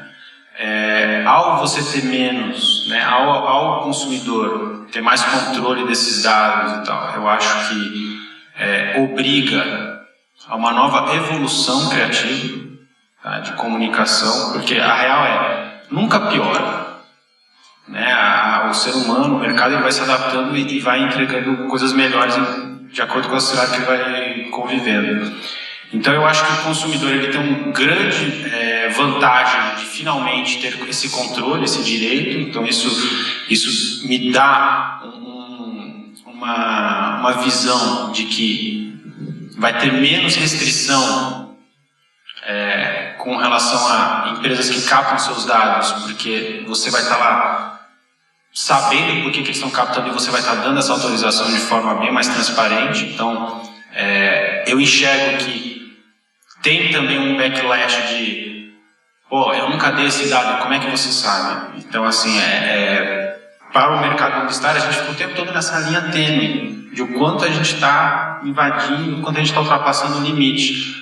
A regulação coloca um limite muito claro, deixa todo mundo no mesmo nível de informação. Então, tem um lado bom, sim, de que bom, não é mais uma terra sem lei. Agora, então, assim, é bom você poder colocar um assunto ético numa mesa, porque existe uma lei em cima disso, né? No mundo competitivo, com uma economia brigando para se fortalecer, empresas brigando para se manter em pé, a questão ética, ela não é colocada em pauta, porque não existe uma lei, então, assim, existe uma competição. Agora, a partir de existir uma lei, a questão ética vem para a pauta, então eu acho que obriga todo mundo a ter uma evolução de comportamento e de como vai ser entregado. E para o consumidor eu acho que isso é ótimo, porque ele vai sentir essa evolução de forma bem real. Agora, pegando o exemplo da jornada do consumidor e colocando no nosso contexto de capitalismo consciente. Então, assim, olhando para várias indústrias e o nível de consciência que isso entende-se que os consumidores passam a ter, indústria de alimentos. Eu quero rastrear o alimento que eu estou consumindo, eu quero entender o nível de bem-estar, o propósito que essa empresa trabalha, saúde e outras áreas. E olhando, vou pegar o gancho da jornada do consumidor, que hoje toda empresa quer ser consumer-centric, né? Hoje tudo está muito baseado em algoritmo, em recomendação, curadoria. Nesse cenário, então a gente resolveu inicialmente esses desafios de adequação. E eu, como consumidor, passo a ter consciência agora de que existe essa relação com os meus dados, que existe uma lei, mas ok, eu quero ter esse benefício, não mais entrega de publicidade e comunicação, mas eu quero ter esse benefício, eu tenho um aplicativo de corrida e eu quero ter informação talvez do tênis que possa ser adequado. Nesse contexto, e aqui agora sobre vários aspectos, tá? Sobre o aspecto jurídico e de consumo, quanto que isso vai ser importante. Entende? Então são dois movimentos, um movimento que a gente discutiu até aqui, das empresas se adequarem, mas um cenário de médio prazo em que agora nos acertamos, temos uma jornada e agora eu como consumidor começo a desfrutar desse ajuste de dados. Achei bem legal esse pensamento, porque vai de encontro com essa coisa que o mercado evolui de acordo com o cenário e trazer isso para um lado positivo, né? O consumidor gostar de dar os seus dados porque ele sabe que está tudo muito bem organizado e de forma transparente. Então, a relação vai ser diferente, né? Isso pode trazer bastante benefícios, tanto para a empresa, como ele comentou ali, eu capturar os dados dando algo em troca, né? Existem os limites desse algo em troca, você não pode limitar, né? Você só pode agora ver o resto se você me der seus dados. Isso não pode. Agora, você começa a criar então mecanismos do que pode e para esse cara realmente gostar de dar os dados para você, porque você está dando um benefício real, você não está limitando a experiência dele. Então é bem interessante essa colocação, porque o mercado vai se adaptando e vai achando formas onde todo mundo começa a ficar satisfeito, né? Então eu acho que se hoje os dados são capturados de forma sem transparência e tal, e hoje é quase como se fosse uma coisa do mal, a gente pode chegar a um momento com a evolução de que isso vai ser uma relação boa de entrega de dados, que você me dá de volta. Eu quero que você tenha meu dado sim para eu saber qual é o tênis bom para eu correr. Então é uma evolução interessante, é um bom pensamento. Posso? Pode falar uma coisa. Uma vez que a LGPD é implementada, eu gosto muito de ver quais são as oportunidades que ela de fato vai trazer, né? E eu acho que a maior oportunidade que a LGPD traz não é em cima do dado, mas em cima de como a gente vai pensar as experiências que a gente vai entregar de consumo, né? Então, como que eu vou comunicar com as pessoas, como eu vou desenhar as experiências, como eu vou desenhar os meus aplicativos, os meus sites, como eu vou pensar uma estratégia de CRM para quem entregar o dado para mim, como que eu vou trabalhar a mídia de uma forma diferente. As oportunidades são inúmeras aqui dentro, uma vez que a LGPD estiver rodando. Na verdade, as oportunidades são inúmeras hoje, antes da LGPD começar a rodar de fato.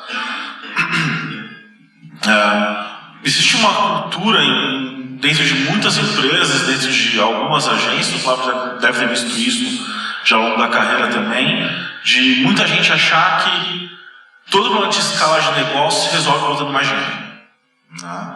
E essa não é uma verdade absoluta, Né? O investimento financeiro é importante, faz parte do jogo, mas muitas vezes a gente vê o investimento financeiro em mídia em detrimento ao planejamento, em detrimento ao acompanhamento da jornada, em detrimento ao construir boas experiências, ao detrimento de pensar bons produtos, né? E com uma restrição de uso de informação, tudo isso que foi deixado de lado por muita gente ganha um destaque muito grande, e a gente pode começar a pensar em experiências que realmente busquem um melhor relacionamento entre consumidor e marca, busquem uma relação de consumo de longo prazo, né, que não seja só no primeiro consumo, mas eu vou começar a entregar meu dado para quem se preocupar mais comigo.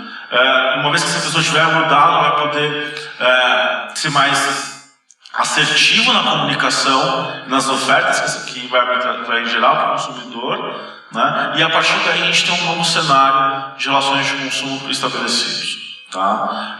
As oportunidades são muito grandes e eu acho que a gente se limitar a entender quais são as complexidades da implementação da LGPD é uma discussão muito rasa frente do que a gente tem que fazer para gerar resultados de negócio. Né? A discussão de implementação de LGPD tem que ser uma coisa que ela tem que morrer nos próximos 12 meses. Porque daqui a 12 meses ela tem que estar funcionando e a gente tem que saber o que vai estar fazendo. Tá? Então, não é só o ponto do iceberg, a gente tem que pensar o que a gente vai fazer depois. Beleza, coloquei tudo, meus dados estão seguros, estão anonimizados, eu tenho uma gerência de dados eficiente, mas qual o próximo passo? Essa tem que ser a discussão daqui para frente. Então, só para comentar, não é nem uma pergunta, é mais um comentário, né?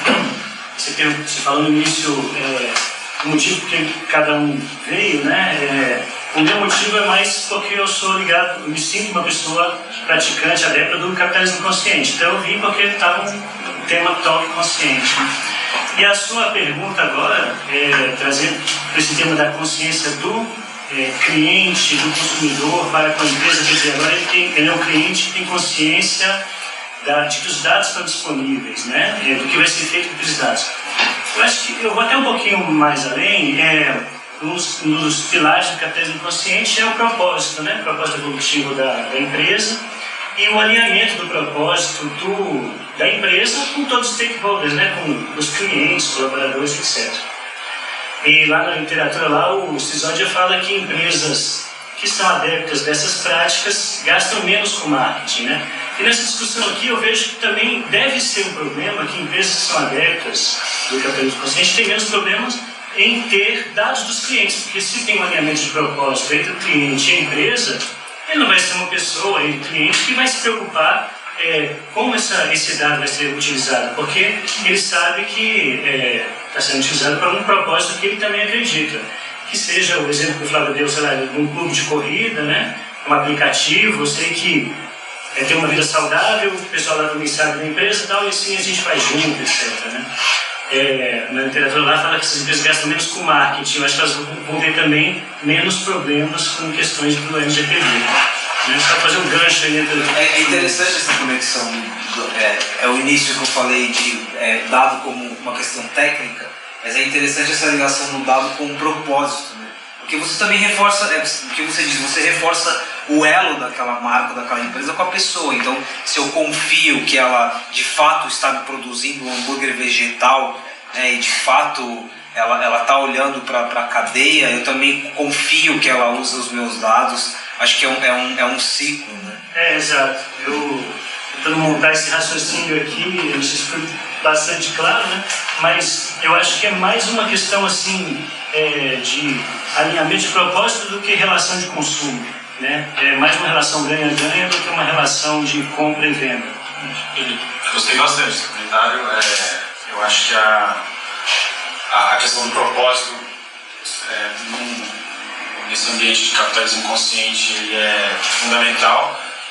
E aí que a gente comemora uma regulação, porque é uma regulação que nos dá mais força para seguir propósitos, porque no ambiente de competição, se você tem concorrentes seus que estão com uma vantagem de alguma coisa que não está sendo regulada, muitas vezes por sobrevivência do negócio você acaba seguindo um caminho parecido. Então a regulação ela tem que ser comemorada sim, porque isso vai de encontro com empresas que têm propósito e que enxergam na regulação uma oportunidade de achar um caminho de evolução sem precisar ferir seus próprios propósitos. Então, muito legal essa colocação mesmo.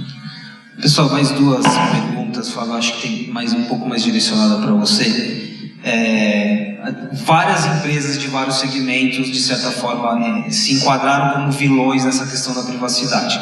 Então, não estou dizendo que são somente eles, estou dizendo que são várias empresas, mas eu vou pegar o exemplo deles. As Big Techs, as grandes empresas de tecnologia, né? Eu estou falando do Google, do Facebook, estou falando de Apple, estou falando de outras, de Amazon.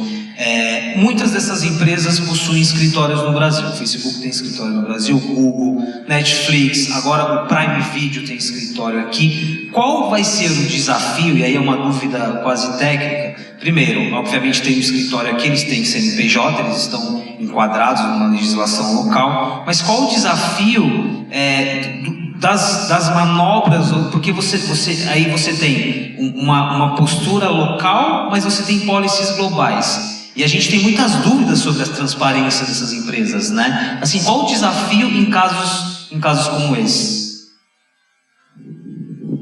Preciso pensar como é que eu vou dizer o que eu não estou pensando, porque, né, tem responsabilidade civil, tem um monte de coisas aí, né? Essas grandes companhias já estão tendo que se adequar com a questão da privacidade por conta do mercado europeu, do GDPR. A rigor, eles também vão ter que se adequar aqui à LGPD. A minha questão, e aí a minha dúvida na verdade é um pouco parecida com a sua, porque na Europa os estados têm um pouco de força maior para impor sanções, multas, etc.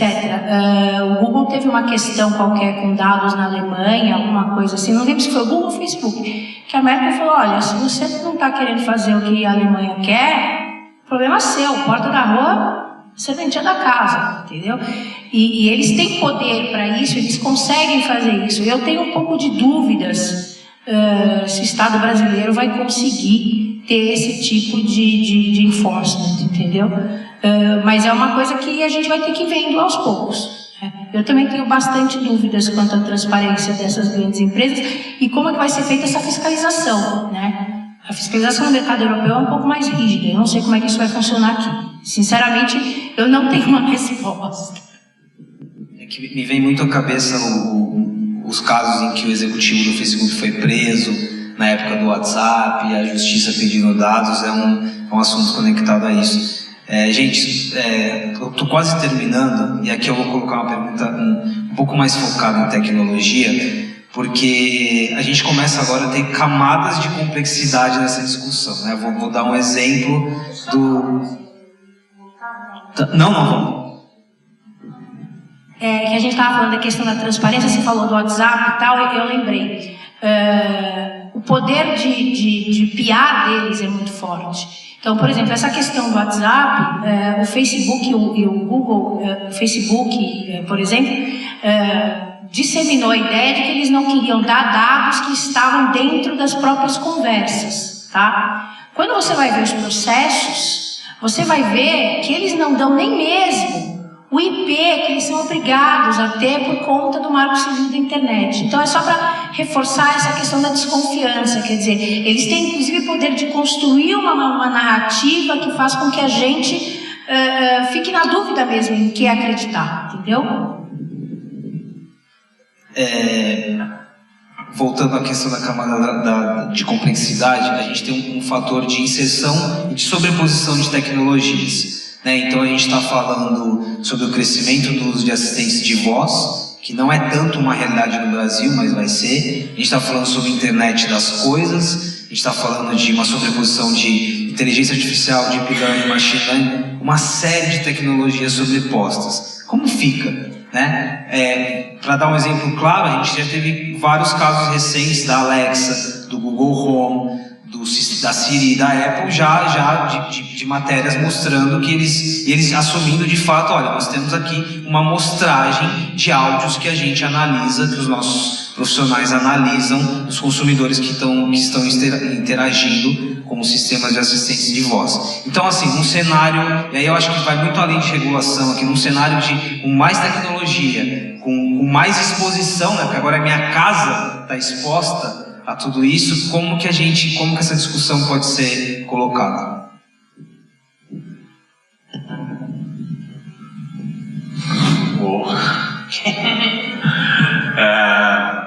Eu acho que tem vários pontos de visão aí, né? Primeiro qualquer tecnologia pra gente, ela demanda de desenvolvimento constante.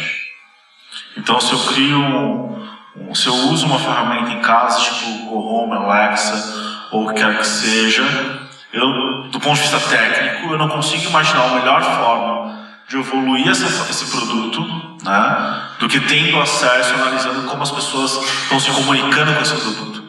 A melhor escala de teste é o mundo real. Não vou conseguir reproduzir em laboratório como todos os meus consumidores vão falar, vão interagir, vão se comportar com aquele produto em si. Tá? Esse é o primeiro ponto. A questão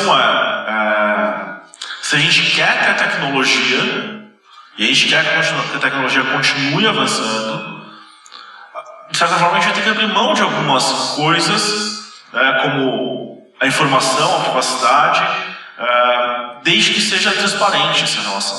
Né? Exatamente, né? Se a gente conseguir entender como que a ferramenta, como que o produto capta áudio, quais são o modelo de filtro que ele aplica e como que isso vai ser usado, ou o que vai ser usado para analisar e continuar desenvolvendo esse produto, já vai ser um grande passo frente ao que a gente tem hoje. Né? Mas, do ponto de vista técnico, se eu não tiver informação, a gente vai começar a frear a evolução das coisas. Né? E isso também seria um cenário muito ruim para o mercado. Né? Falta sim transparência, mas, por outro lado, a gente tem que continuar desenvolvendo as coisas. Então tem que chegar a um ponto de equilíbrio que hoje ele não existe. Né? Nunca foi discutido, né? Ou começa a ser discutido agora, para que daqui a algum tempo a gente tenha uma visão mais clara de como é que isso pode funcionar. É engraçado, porque é o Big Brother, né? E a gente imaginava nossa, como que a gente ia querer tanta exposição, tanta a questão da privacidade. Bom, eu na minha família, minha mulher, os meus sogros, todo mundo tem um celular, eu consigo saber onde minha mulher está nesse momento, ela consegue saber onde eu estou, ela sabe onde os pais delas estão.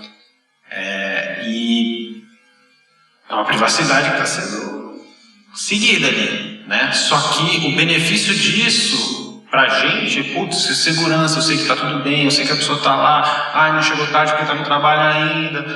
Então, o benefício de perder a minha privacidade foi combinado ali, entre eu, minha mulher, a nossa família ali.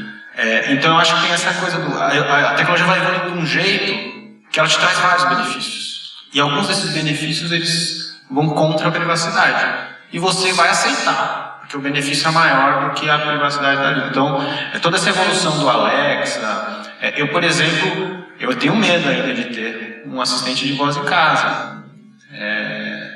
Mas pode ser que um dia o benefício seja tão grande que eu acho que vale a pena, desde que seja super transparente tudo que está sendo falado. Olha, fica tranquilo, eu vou colocar aqui um assistente de voz, nós vamos gravar tudo que você falou.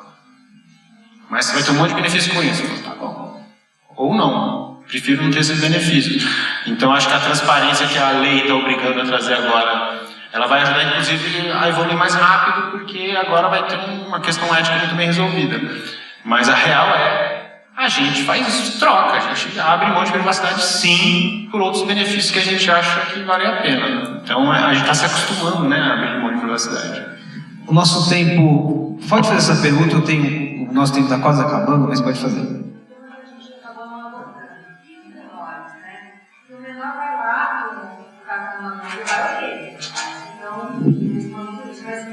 mídia social, no Facebook, no Instagram, ou nos jogos, qualquer mídia que ele vai ver na privacidade civil, e ele acaba fornecendo os dados dele à administração. Deixa eu adicionar, a minha pergunta final ia ser sobre, quando a gente falou de comportamento das pessoas, o quanto que essa geração, as crianças, os adolescentes, de certa forma, estão ou não crescendo num ambiente que eles possam ter ou não consciência de dados. Eu acho que uma complementa a outra. Então, o aspecto técnico e depois o aspecto comportamental. Bom, a rigor a lei fala que você precisa ter autorização dos pais, né? A questão é como é que você vai fazer isso na prática, né? A gente vai ter que ver como é que isso vai ser desenvolvido. Para jogos, né? O que eles falam, a gente tem aqueles princípios da Lei Geral, né? Da Lei Geral de Proteção de Dados. A restrição vai ter que ser maior. Então você vai ter que, por exemplo, eu estou pensando no aplicativo do jogo. Plataformas, eu realmente não sei como é que vai ser essa abordagem. Aí a gente teria que falar um pouco de publicidade infantil, exposição do menor, e aí a gente vai entrar para uma seara que dá para falar um dia inteiro só disso, né? Mas para jogos, por exemplo, a ideia é que o princípio da finalidade e adequação seja ainda mais rígido, ou seja, você vai precisar de quais dados para executar este aplicativo. Entendeu? Você pode coletar outros dados que não esse? Não, se você está colocando e fazendo isso para direcionando esse aplicativo para o menor de idade. Então é isso, quer dizer, restrição, cuidado, é o que ele fala, é o que a gente fala. A gente também não falou disso, da questão do privacy by design, né? Que é o fato de você, a partir do momento que você está desenvolvendo um produto, você começar a pensar, não fazer ao contrário, né? É você começar a pensar na privacidade do consumidor desde a época da concepção do produto, né? Como é que eu vou fazer isso? Que dados que eu vou precisar? Então é colocar essa preocupação desde o início e não no meio com o carro andando, né? Que a gente estava conversando antes. Então isso vai ser bastante importante. Aí você falou da privacidade, o que era mesmo? Quando a gente fala de cultura, aprendizado, da forma como hoje os jovens estão consumindo tecnologia, e é uma percepção sua, você acha que eles vão ter uma maior consciência de dados ou pelo contrário? Eu acho que vai depender, indo um pouco para a questão do Flávio, eu acho que depende um pouco do benefício que eles têm. Eu acho que os jovens, né, eu tenho um filho de 22 anos, então eu vi ele crescendo nessa fase aí, eles têm bastante consciência do que é coletado, do que fazem. Você vai olhar Instagram dessa moçada de 18, 20 anos, Instagram tudo fechado. Você vai olhar a parte aberta do Facebook, imagina, são os lords, os príncipes, né? Nossa, é uma coisa, e depois você vai ver o que as pessoas fazem, meu Deus do céu. Então tem essa questão, acho que eles têm bastante consciência, e a partir do momento que eles têm consciência, eles têm condição de avaliar, né, se você dá aqueles dados, vale a pena ou não. E privacidade é um conceito bem recente, e eu diria até que não é um conceito que você aplica para a sociedade inteira. Se você for na quebrada, aí que está todo mundo um do lado do outro, a gente pensa só em internet, mas não é uma questão só de internet. Você vai ver que tem gente que mora numa casa de 10 metros quadrados, com 5 pessoas, com outra do lado, dividido com uma madeira fininha, você não tem tanta privacidade. O conceito de privacidade, ele é muito localizado, e agora a gente vai ter que repensar, né? A questão da preocupação da privacidade, para mim, são dessas big techs, porque uma empresa vai ter X dados. Essas empresas têm sei lá, Facebook, Google, Amazon, eles sabem a minha vida inteira, né? A minha preocupação com isso é isso, o poder que essas grandes companhias têm, e eu acho que hoje em dia é capaz de elas terem mais informação, inclusive, que os grandes estados. Flávio, Hugo, Flávia, muito obrigado pela presença de vocês. A Flávia falou algo aqui que eu acho que para a gente levar para casa e para pensar também. Acho que essa foi uma das discussões que eu participei mais humanizadas em relação a esse assunto. E eu acho que até cabe muito nessa nossa conversa sobre o consumo consciente. Eu acho interessante essa questão da gente sair da bolha também. A gente fica muito sob uma perspectiva da nossa realidade aqui, né? São Paulo, Rio, mas é sair da bolha. Eu acho que o exemplo da quebrada é esse. Eu acho que o mundo, ele é digital, mas ele não é só digital, né? A vida está aí. Eu acho que é interessante sair um pouco da bolha. Mas é isso, gente. Muito obrigado. Foi o quê? 2 horas e a gente já passou um pouquinho do tempo. De fato, esse assunto rende bastante. Muito obrigado.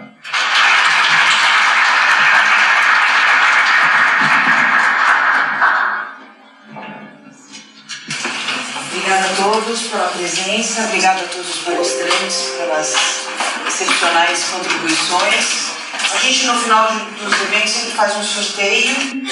E a gente tem um livro para sortear e tem um presente de um dos nossos associados, que é a Positiva, que faz uns produtos biodegradáveis para casa. Então, a Lia vai ali com o seu aplicativo de sorteio, que não captura dados, porque a gente pegou só o aplicativo.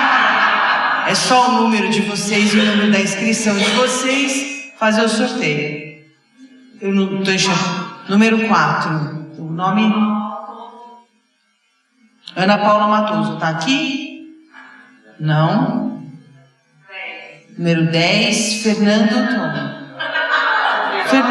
Fernando ganha o livro. E agora a caixinha da Positiva, por favor. 13. Bruno Martini. Muito bem. Muito obrigada mais uma vez. Todos os nossos eventos estão no nosso site. O que a gente puder contribuir.